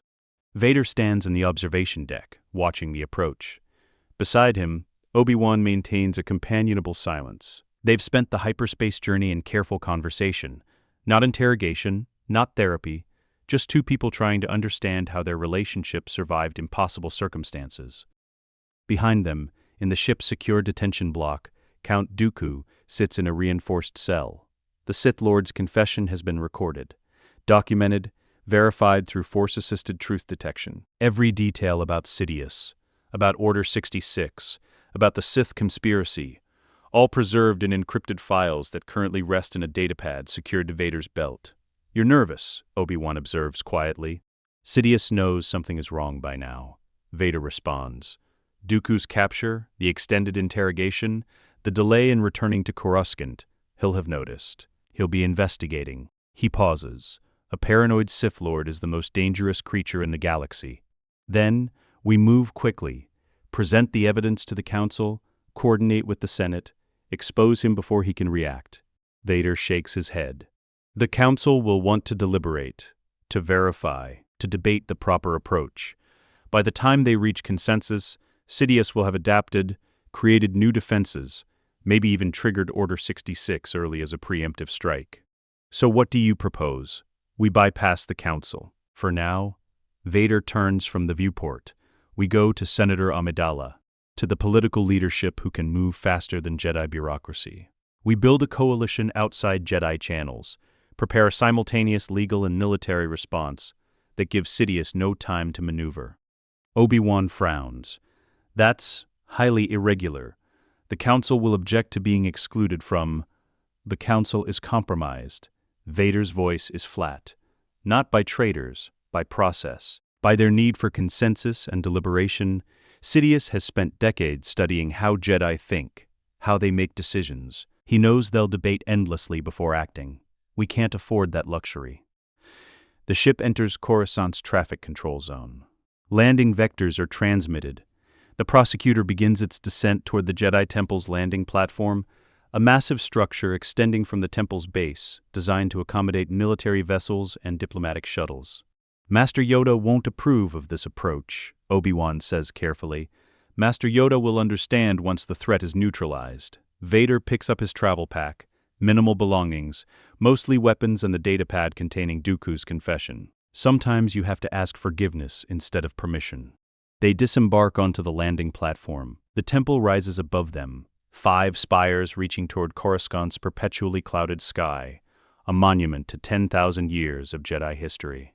The main entrance is busy with comings and goings, Jedi returning from missions, younglings being escorted by temple guards, maintenance droids performing routine repairs. Vader barely glances at it. His attention is elsewhere, extended through the Force, searching for threats, analyzing patterns. Sidious's surveillance network is extensive. The Sith Lord has informants throughout the Senate, within the security forces, possibly even among the temple staff. Every step Vader takes could be observed, reported, analyzed. We need to move without being tracked, Vader says quietly. No official vehicles, no Jedi escorts. We disappear into Coruscant's lower levels and approach Senator Amidala's apartment from an unexpected vector. Obi-Wan raises an eyebrow. You want to sneak through the underworld? Anakin, we're Jedi. We have legitimate reason to. He'll know within an hour that we've returned. He'll track our movements through temple security feeds, through Senate surveillance, through every official system. Vader starts walking toward the platform's edge, away from the main entrance. But Coruscant's lower levels, the industrial sectors, the maintenance tunnels, the areas where official systems don't reach, those are blind spots. That's where we disappear. They take a public air taxi to level 13, deep in Coruscant's underbelly, where sunlight never reaches and the city's infrastructure shows its age. The taxi deposits them in a district filled with industrial facilities, cheap cantinas, and residents who ask no questions. Vader navigates with confidence that surprises Obi-Wan. The Padawan, no, whatever Vader is now, moves through these streets like someone who's walked them before, turning down alleys that shortcut through tenement blocks, avoiding checkpoints where security droids might record their presence, using maintenance access tunnels that connect different levels. How do you know this area? Obi-Wan asks as they climb a rusted ladder through a vertical shaft. I spent years hunting Jedi survivors through places like this, Vader responds, learning every corner of Coruscant's underworld, every hiding place, every route that avoids official surveillance. He pauses, on a landing. The knowledge is useful now, even if its origin is unpleasant. They emerge 3 hours later in the Senate district, upper levels, respectable neighborhoods, the kind of area where senators maintain private apartments between legislative sessions. Padmé's building is an elegant tower overlooking a plaza filled with fountains and sculptures. Vader approaches the service entrance. Security here is minimal, a single protocol droid checking deliveries. He extends his hand, a subtle Force suggestion. You haven't seen us. Your memory of the past 10 minutes is blank. The droid's optical sensors dim slightly. Yes. Blank.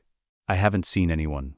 They enter through the service lift, a cargo elevator designed for moving furniture and supplies. It rises smoothly through the building's core, bypassing the main residential floors where visitors would be screened and logged. Padmé's apartment is on the 72nd floor. Vader senses her presence before the elevator doors open, a bright signature in the Force, intelligent and determined, currently occupied with something that's causing her frustration. He knocks, 3 measured strikes against expensive wood paneling. The door opens. Captain Typho stands there, his cybernetic eye focusing on the visitors. His hand rests on his blaster grip. Jedi. We weren't expecting... We need to speak with Senator Amidala, Vader interrupts. Privately, urgently, matters of galactic security. Typho's expression doesn't change, but his posture shifts slightly. The senator is currently reviewing. Let them in, Captain. Padmé's voice comes from deeper in the apartment. If Jedi are making unannounced visits through the service entrance, it must be important. The apartment's interior is elegant without being ostentatious. Naboo aesthetic translated to Coruscant's architecture. Large windows overlook the Senate district. Political briefings and legislative drafts cover a desk near the viewport. Padmé stands beside it, wearing senatorial robes, her hair arranged in the formal style she uses for official business. She looks at Vader, and her expression cycles through recognition, confusion, concern. Anakin, Master Kenobi, what's happened? We need your help, Vader says without preamble. You, Senator Organa, and any other senators you trust absolutely. What I'm about to tell you will sound impossible, but every word is verified truth. Padmé gestures to seating. Sit. Explained. Vader remains standing. Chancellor Palpatine is Darth Sidious, Sith Lord. He's orchestrated every major crisis for the past 13 years to destroy the Jedi and seize absolute power. The clone army carries inhibitor chips designed to force them to execute Jedi on command.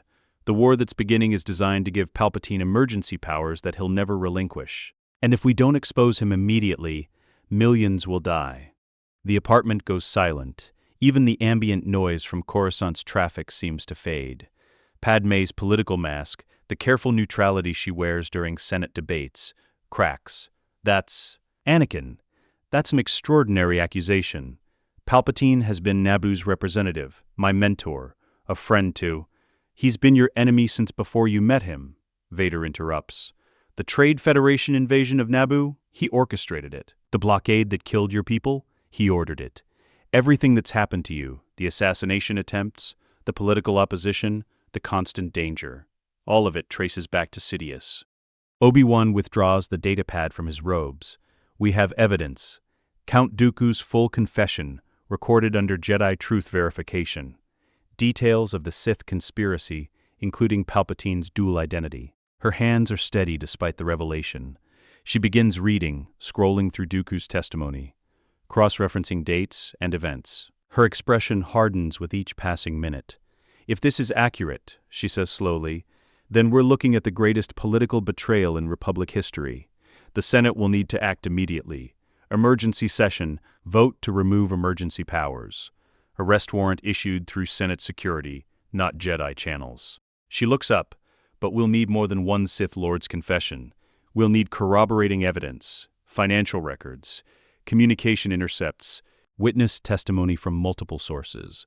We have witnesses, Vader says.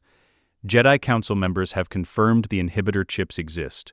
Master Shaak Ti examined them personally on Kamino. The chips contain Sith alchemical components, physical proof of dark side involvement in the clone army's creation. And financial records? Padmé's political mind is already working, assembling the case. If Palpatine funded both Republic and Separatist military operations, there will be transactions, hidden accounts, money trails leading back to his control. Masters Plo Koon and Kit Fisto are investigating now, Obi-Wan confirms. They've been tracing Republic defense contracts backward, looking for common financial entities. Early results show several shell corporations linked to both the banking clan and the Trade Federation, entities that shouldn't exist in both spheres unless someone was deliberately funding both sides. Already moving toward her communication console. I'm contacting Bail Organa, Mon Mothma, any senator whose loyalty to the Republic is absolute. We'll meet a coalition, a unified front that can present this evidence without Palpatine having time to spin it as a Jedi coup. There's one more thing, Vader says quietly. You need to prepare for the possibility that Palpatine triggers Order 66 when he realizes we're moving against him. That means every Jedi serving with clone units is suddenly in immediate danger. We need contingency plans to evacuate them, to neutralize the chips, to prevent the massacre. How many Jedi are currently deployed with the clone army? Approximately 3,000 Jedi deployed in combat roles with clone units. Vader responds carefully. Scattered across dozens of systems. If Order 66 is transmitted, they'll have maybe 30 seconds warning before their own troops turn on them. Then we need to move faster than Palpatine can react. Padmé activates the console. Give me 6 hours. I'll assemble a coalition, prepare the evidence for Senate presentation, and coordinate with Republic intelligence to freeze Palpatine's communications access the moment we move. By sunset, we'll have enough political support to arrest him legally. She begins sending encrypted messages, priority channels, senators' private frequencies, coded language that only the inner circle of Republic loyalists would understand. The apartment transforms into an impromptu war room. Vader watches her work. This is the Padmé he remembers. Brilliant, focused, fighting for justice with the same intensity she brought to every cause. In the other timeline, politics couldn't save her. But here, now, her political skill might be the weapon that destroys Sidious's plan. Captain Typho enters the room. Senator, we have incoming communication from the Jedi Temple. Master Windu is requesting immediate contact with Padawan Skywalker. Vader exchanges glances with Obi-Wan. The Council knows they're here. That means Temple security tracked them, despite the precautions, or Yoda sensed their presence through the Force. Patch it through, Padmé says. Mace Windu's holographic form materializes above the console. His expression is stern. Skywalker. Master Kenobi, you were ordered to report to the Council immediately upon arrival. Instead, You vanished into the lower levels and surfaced in Senator Amidala's apartment. Explain. We're building the political case against Sidious, Vader responds. The Jedi Council can provide evidence and testimony, but the arrest needs to come through Senate channels. A Jedi strike team entering the Chancellor's office looks like a coup. Senate security acting on an arrest warrant issued by a coalition of senators looks like law enforcement. Mace's holographic form leans forward. You're coordinating with politicians without council authorization. That's necessary, Vader interrupts. Master Windu, with respect, the council has been debating for 36 hours. Meanwhile, Sidious is still in power, still dangerous, still capable of triggering Order 66. We don't have time for process. We need action. The hologram is silent for a moment. Then Mace speaks, his voice carrying grudging approval. Your tactical instincts are sound, but you're operating without oversight. That's dangerous, Skywalker, especially given your condition. My condition is the only reason we have any chance of succeeding, Vader says flatly. I know how Sidious thinks. I know his contingencies. I know what mistakes to avoid because I've already made them in a timeline that won't exist if we do this right. Mace nods slowly. 6 hours. That's your window. If you can coordinate Senate action by sunset, the Council will support it. But if this fails, if Sidious escapes because you rushed, he won't escape.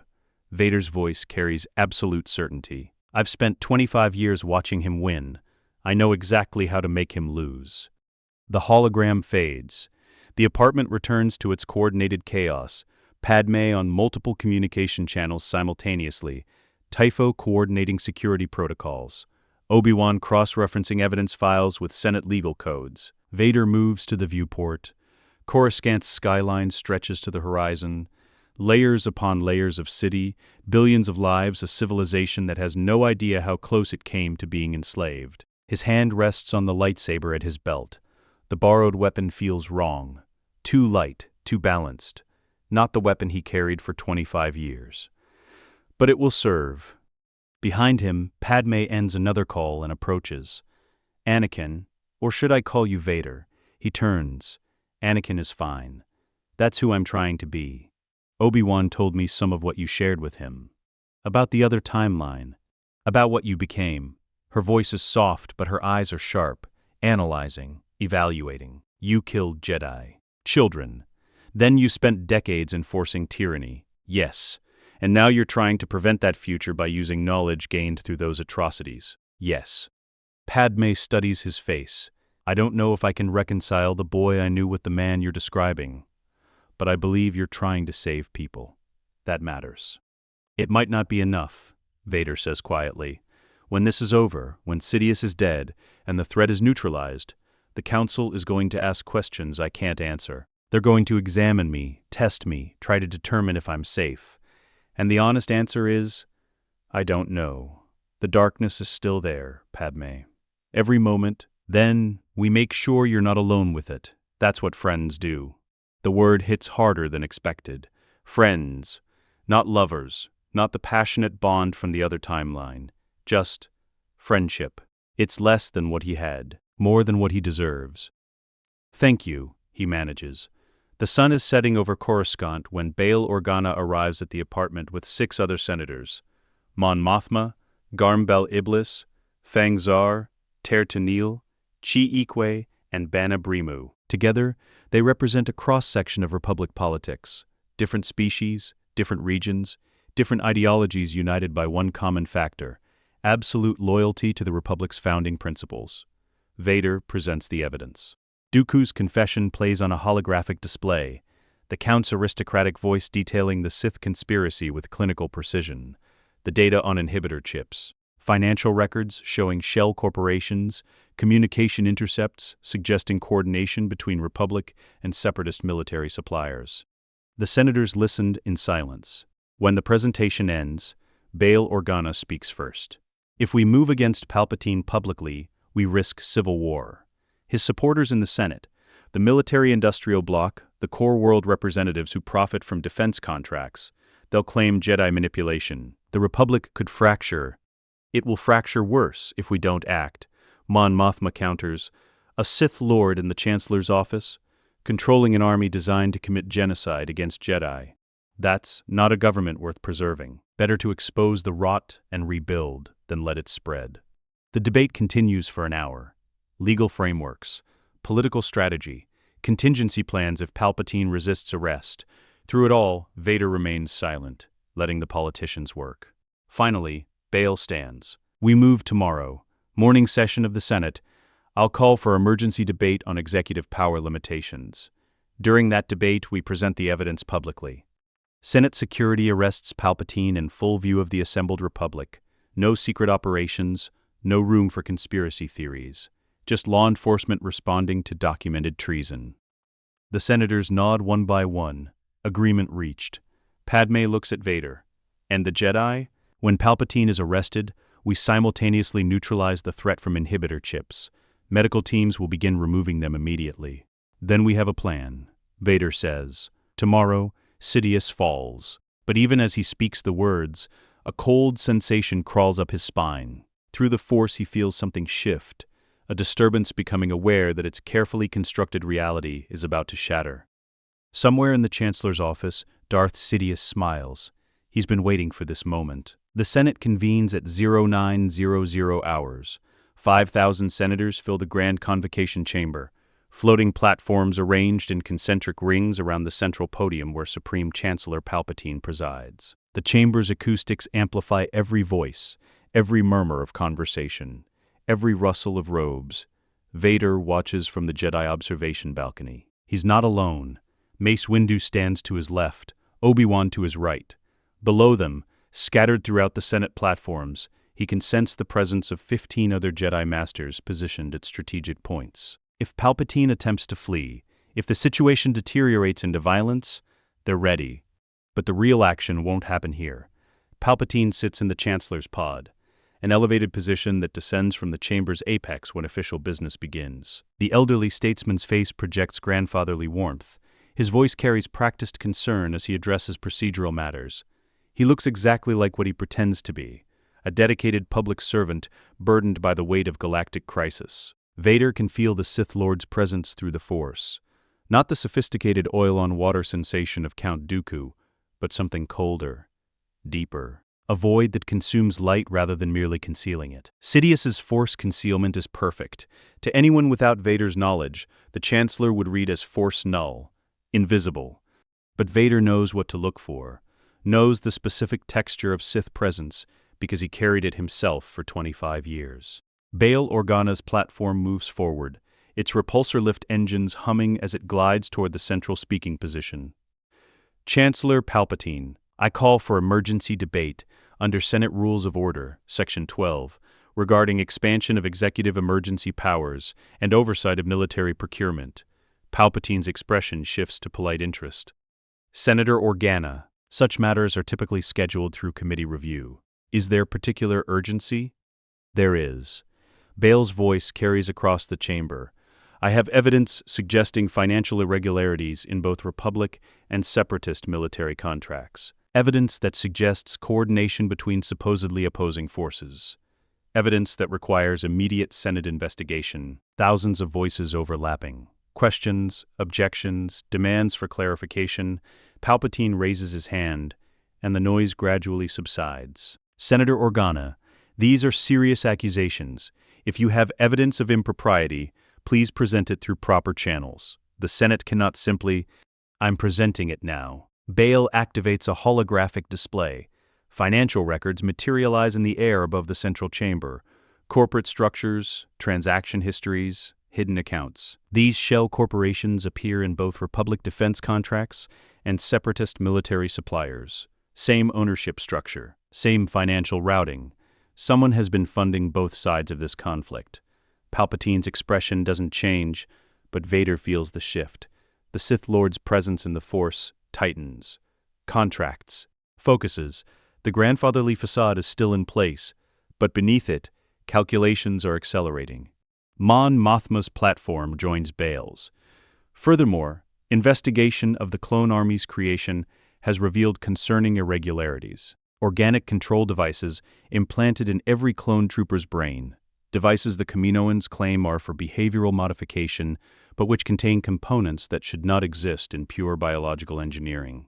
Palpatine leans forward slightly. Senator Mothma, the clone army was commissioned by the Jedi Council through Master Sidious. If there are concerns about its development, surely those concerns should be addressed to the Jedi. Master Sidious was murdered 10 years ago. Mace Windu's voice cuts through the chamber. The Jedi Master steps to the balcony's edge, his presence commanding attention. Before the clone army was commissioned, someone used his name and authority to place the order. Someone who wanted the Jedi to believe we had sanctioned the creation of this army. The Senate chamber descends into chaos. Platforms dart between positions. Senators shout questions. Security droids activate anticipating potential violence. Through it all, Palpatine remains still. His hands rest on his pod's controls. His face maintains its expression of concerned confusion. But Vader can feel the Sith Lord's mind working, assessing threats, calculating escape vectors, preparing contingencies. He's about to run, Vader thinks, or fight, one or the other. Now, he reaches out through the Force, not obviously, not enough to draw attention, and touches the minds of the Jedi Masters positioned throughout the chamber. A simple message: be ready. Padmé's platform moves forward. Her voice is steady, cutting through the noise with practiced senatorial authority. Chancellor Palpatine, in light of these revelations, I move for immediate suspension of executive emergency powers, pending full investigation. Furthermore, I call for testimony from Count Dooku, currently in Republic custody, regarding his knowledge of financial connections between... Enough! Palpatine's voice carries across the chamber. Not loud, not shouting, but absolute. The single word seems to ripple through the Force itself, silencing thousands of senators through sheer presence. The elderly statesman rises from his seat. His expression has changed, the grandfatherly warmth evaporating like morning frost under harsh sunlight. What remains is cold, ancient, hungry. You've been busy, Senator Amidala. You and your Jedi friends. Palpatine's eyes scan the chamber, finding Vader on the observation balcony. Tell me, did young Skywalker provide this evidence? Did he explain how he acquired knowledge that should be impossible? Vader meets the Sith Lord's gaze across the 100 meters separating them. I know everything, Sidious. Every plan, every contingency, every manipulation, because I've lived through them all. The Senate chamber goes absolutely silent. Palpatine's expression shifts to something resembling amusement. Sidious, my dear boy, I think the pressures of combat have... Sith Lord, master of Count Dooku, the man who orchestrated the Trade Federation invasion of Naboo, who created the Separatist crisis, who commissioned an army designed to commit genocide against the Jedi Order. He pauses. You're done hiding. For 3 seconds, Palpatine maintains his facade. Then, slowly, deliberately, he smiles. The expression is wrong. Too wide, too sharp. The face of a predator that stopped pretending to be prey. Very well. The Sith Lord's voice drops an octave, losing its practiced elderly warmth. I admit I'm curious how you know these things, young Skywalker.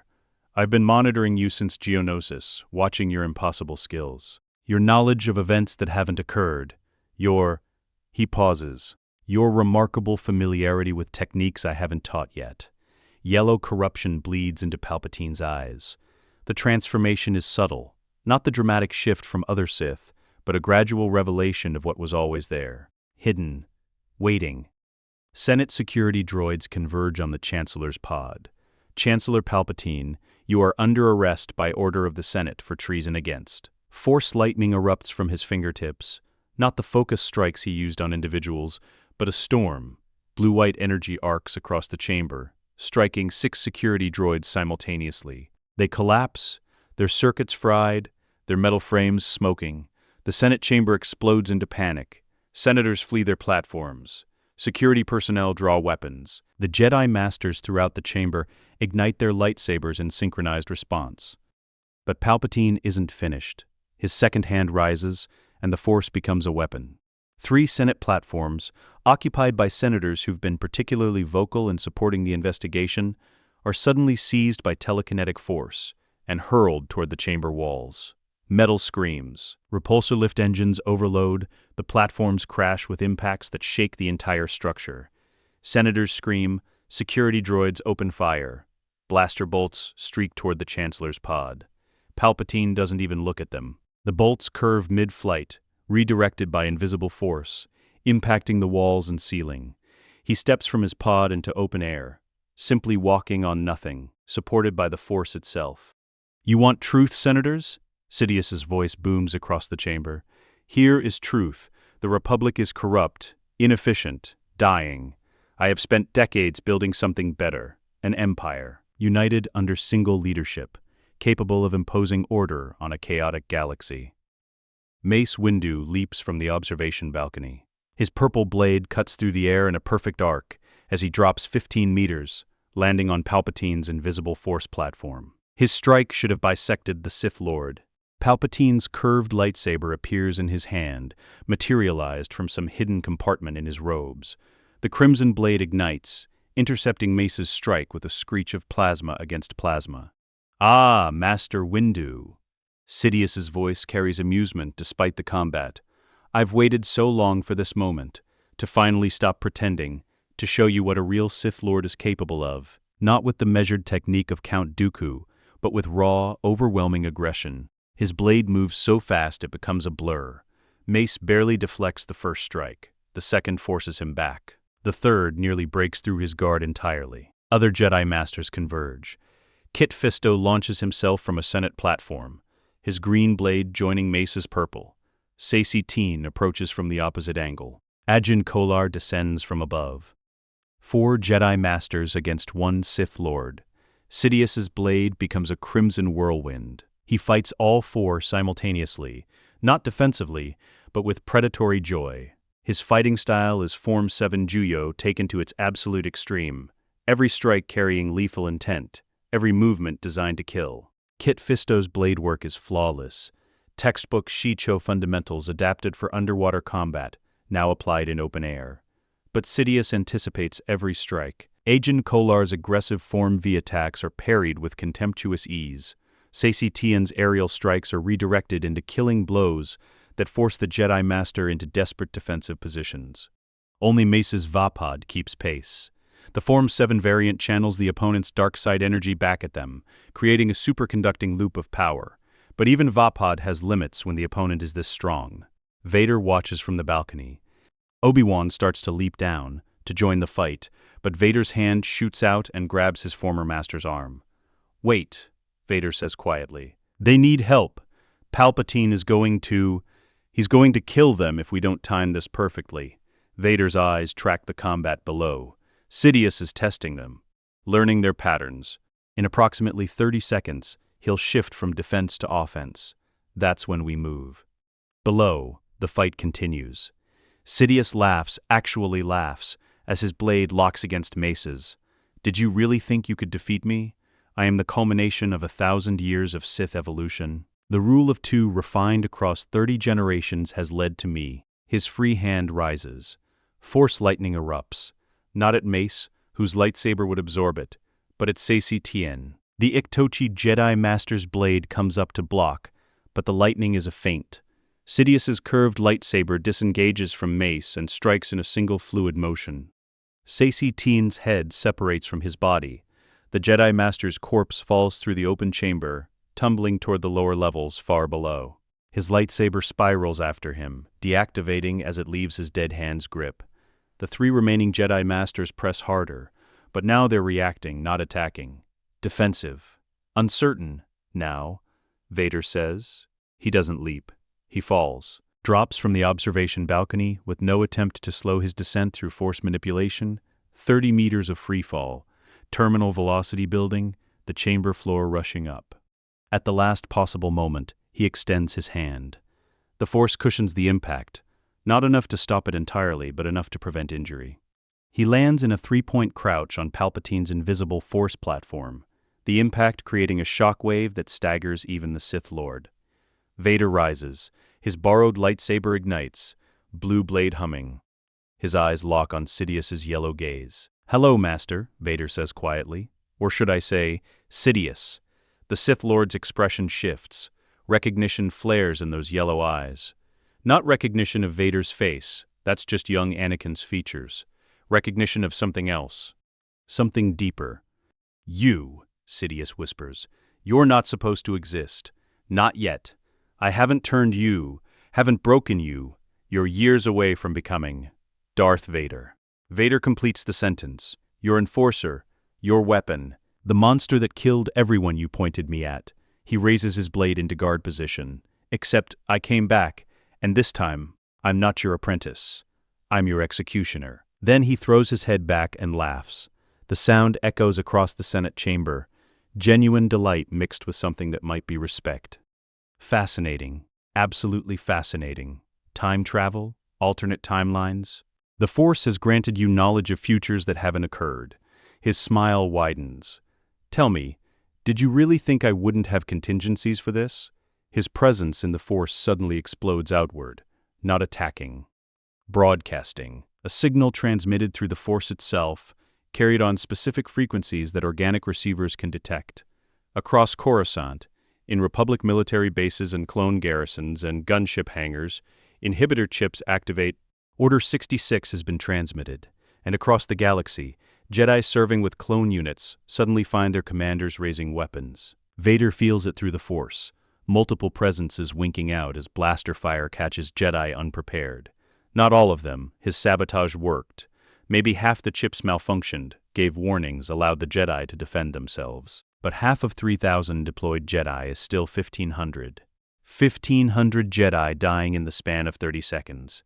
No, Vader whispers. Sidious's smile becomes triumphant.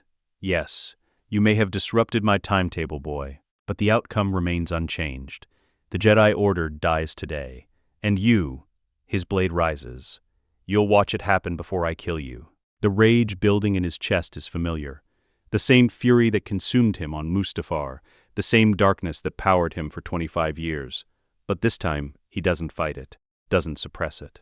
He uses it. His blade comes up, blue plasma meeting crimson. And when he speaks, his voice carries 25 years of accumulated hatred. You taught me everything, Sidious.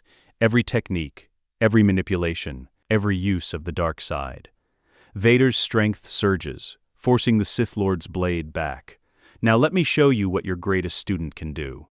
Vader's blade crashes against Sidious's with force that cracks the invisible Force platform beneath their feet. The Sith Lord's smile vanishes. His yellow eyes narrow as he feels the power behind the strike. Not a Padawan's strength, but something else. Something wrong. Impressive, Sidious hisses. He disengages, his curved lightsaber weaving through a Makashi sequence designed to probe defenses. But power without control is.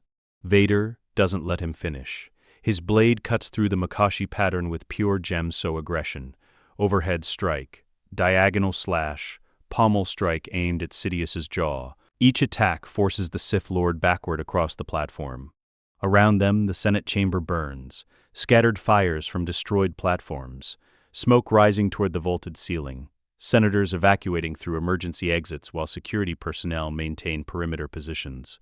Mace Windu, Kit Fisto, and Agen Kolar have regrouped, but they're holding back, sensing that this duel is something beyond their ability to influence.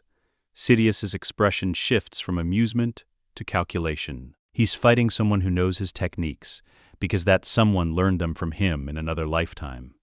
Every feint Vader anticipates, every trap Vader avoids. It's like dueling a mirror. What are you? Sidious demands. His blade locks against Vader's. Their faces are close enough that Vader can see the Sith corruption in the older man's eyes, sulfuric yellow bleeding into the sclera. You move like a master. Fight like someone who's killed for decades. But you're 19. I'm 45. Vader breaks the blade lock with a force-augmented shove that sends Sidious skidding backward. I'm every mistake you made me into. Every lesson you taught. Every technique you used to control me. He advances. And I remember everything. Sidious's free hand rises. Force lightning erupts. Not the testing strikes from before, but everything he has. The blue-white energy could kill a rancor. Should vaporize an organic being on contact. Vader catches it. Both hands extended, lightsaber deactivated and maglocked to his belt. The lightning strikes his palms and stops. His midi-chlorian count, over 20,000 per cell, the highest ever recorded, acts as a biological capacitor. The energy floods through him, painful but manageable. "You taught me this too," Vader says through gritted teeth. "On Mustafar, when you found me burning, when you told me the pain would make me stronger." He begins walking forward against the lightning stream. "You were right about the pain, wrong about everything else." He releases the absorbed energy. Not back at Sidious, that's expected. Instead, Vader channels it downward, into the invisible force platform supporting them both. The compressed energy destabilizes the telekinetic structure. The platform shatters. Both combatants drop. 15 meters of freefall toward the Senate chamber's lower assembly area. Sidious catches himself with the force, slowing his descent. Vader doesn't. He falls freely, using the velocity as momentum, redirecting it at the last instant into a devastating overhead strike as he lands. His blade ignites mid-fall. The blue plasma screams downward towards Sidious's position. The Sith Lord barely parries. The impact drives him to one knee. For the first time, genuine concern flashes across his face. Vader doesn't give him time to recover. His attacks come in rapid succession. No flourishes, no wasted motion, just efficient killing strikes honed across 25 years of executing Jedi who knew he was coming. Every attack targets vital points.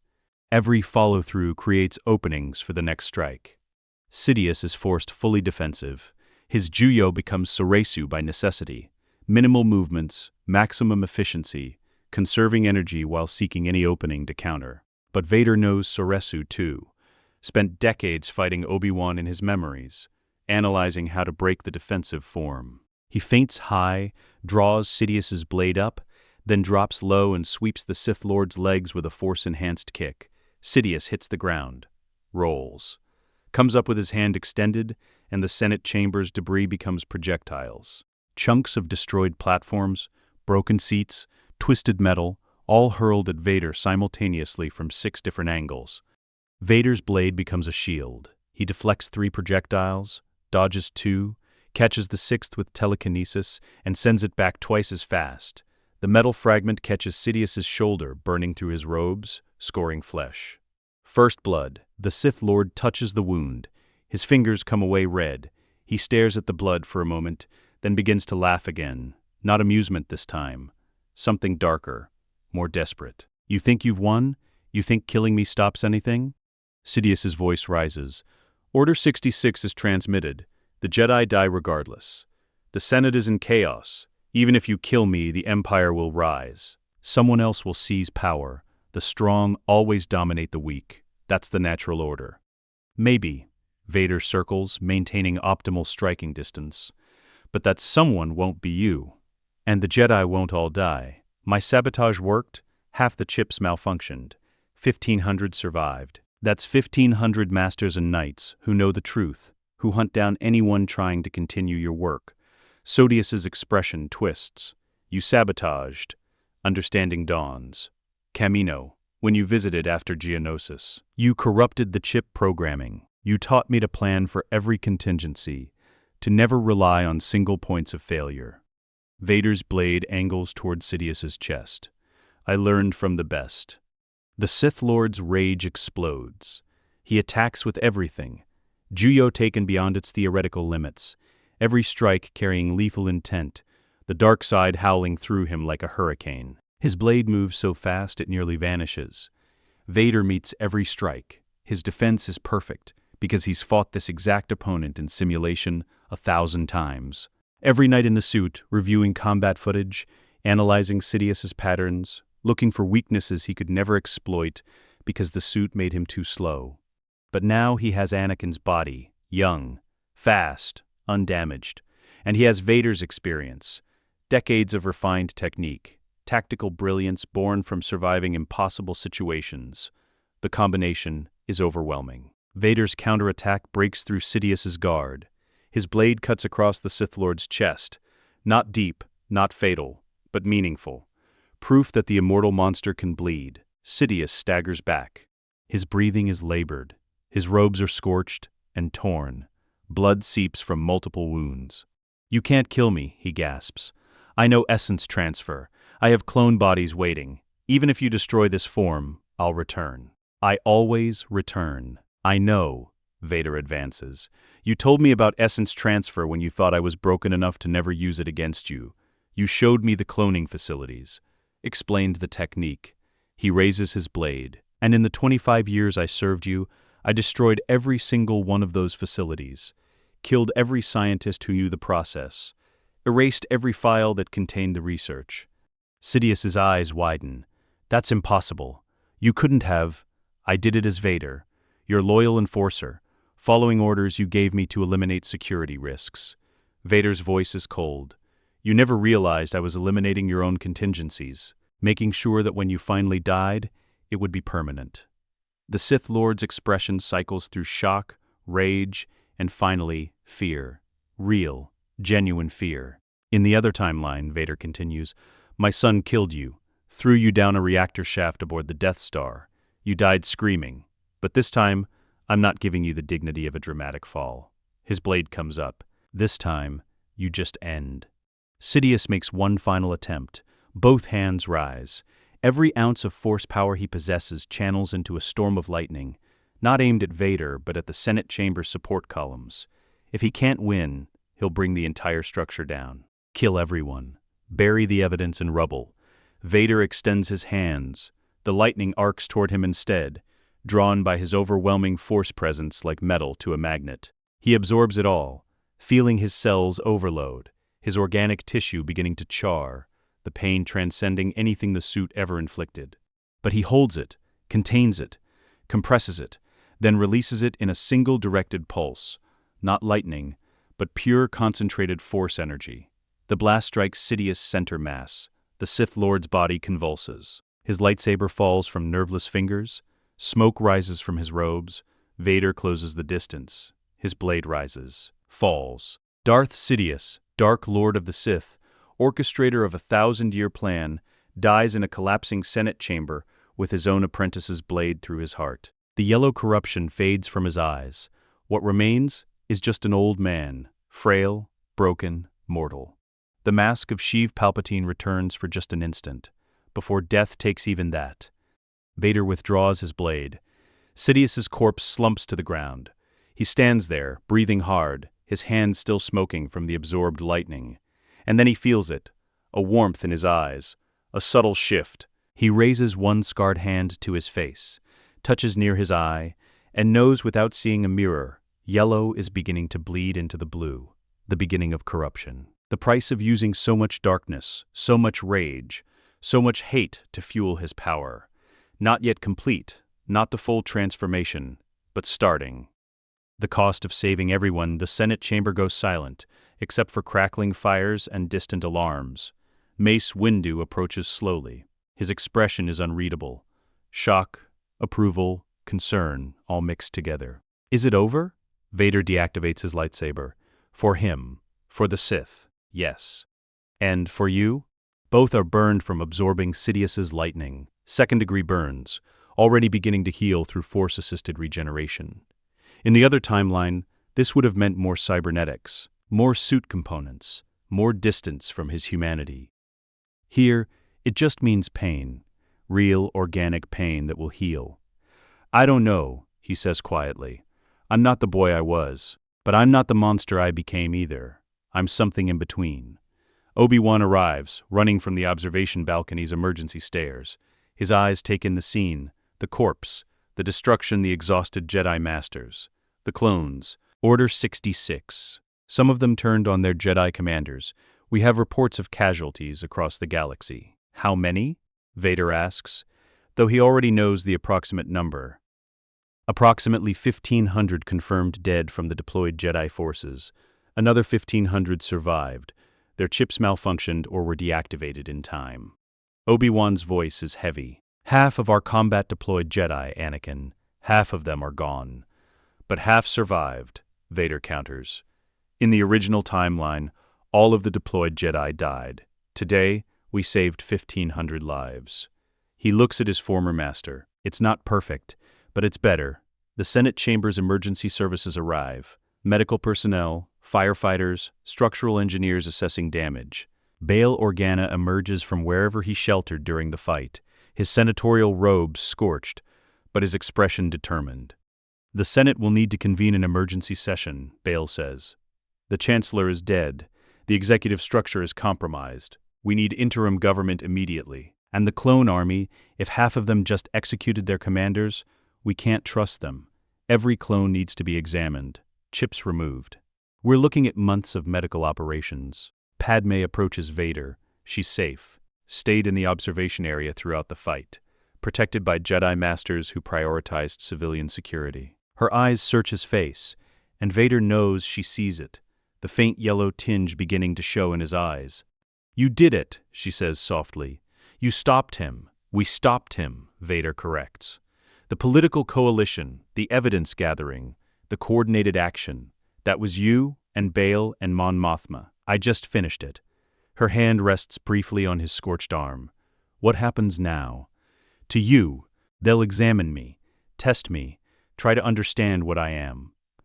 Vader looks toward where Yoda has just arrived, the ancient Jedi surveying the destruction with sorrowful eyes. "I'm not a Jedi anymore. Maybe I never was. But maybe that's acceptable." "And us?" The question is quiet, vulnerable. Vader meets her eyes.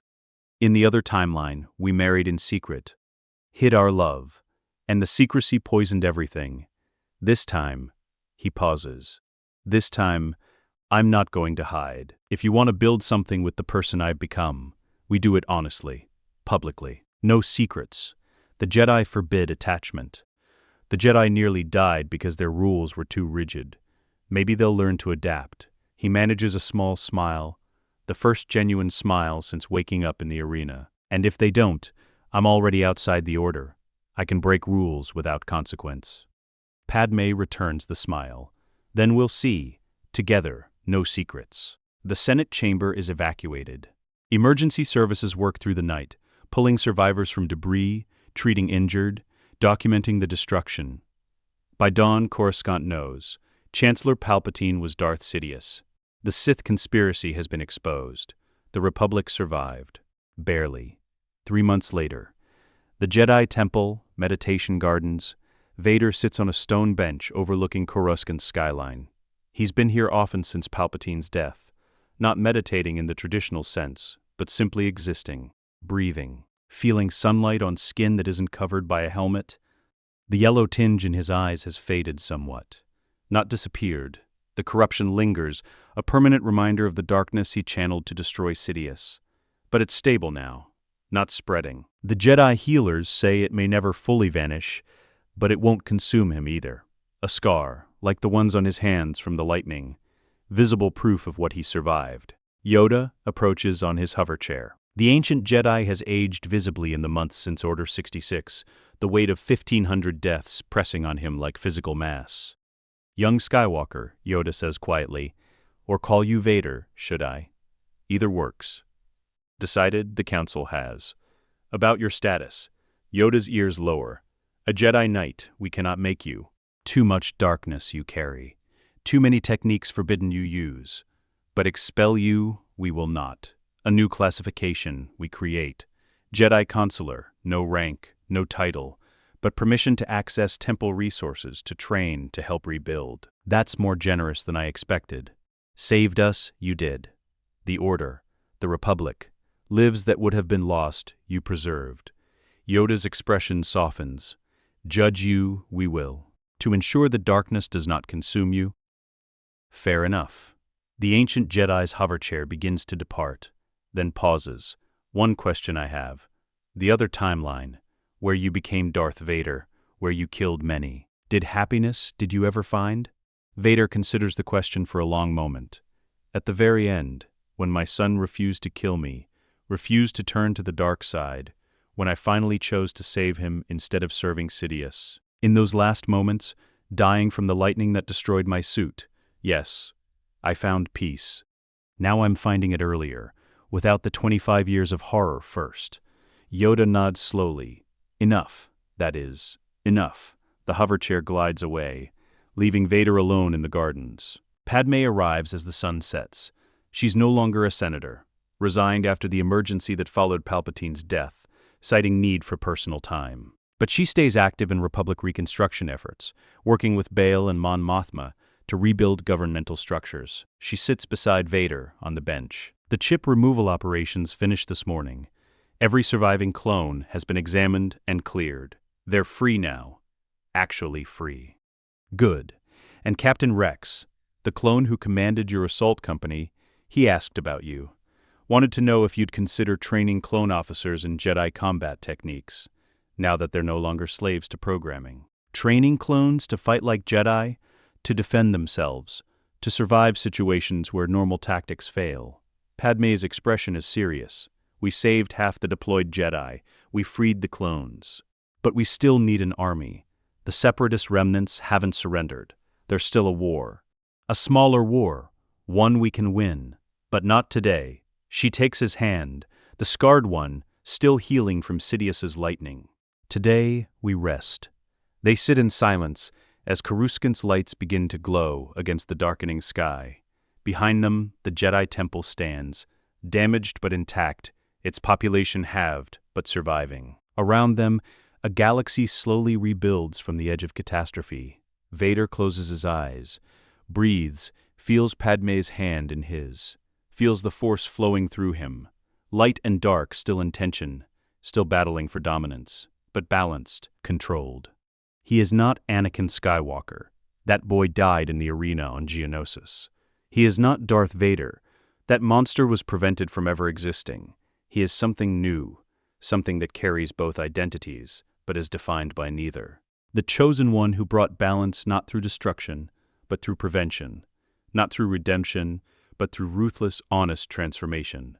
The prophecy was right. He did bring balance to the Force, just not the way anyone expected. Padmé leans her head against his shoulder. What are you thinking? That I'm finally free. After 25 years, or 3 months, depending on how you count, I'm finally free. And what will you do with that freedom? Vader opens his eyes. The city stretches before him, billions of lives, infinite possibilities, a future unwritten by Sith manipulation or predetermined suffering. Live, he says simply. Help rebuild. Train the next generation of Jedi to be better than we were. Love you without hiding it. Raise children who will never know slavery or war or the dark side's corruption. He pauses. Be the person Anakin Skywalker could have been if Palpatine had never existed. That's a good answer. They sit together as night falls over Coruscant. The war isn't over. The galaxy isn't healed. But the Sith are destroyed. The Jedi survived. And the future, for the first time in either timeline, is genuinely uncertain. Which means it can be better. Vader takes a breath. Real lungs. Real air. Real life. And for the first time since waking up in that arena, he allows himself to hope. The dawn is coming, and he'll be there to see it. Let us know what you'd like to see next. The end.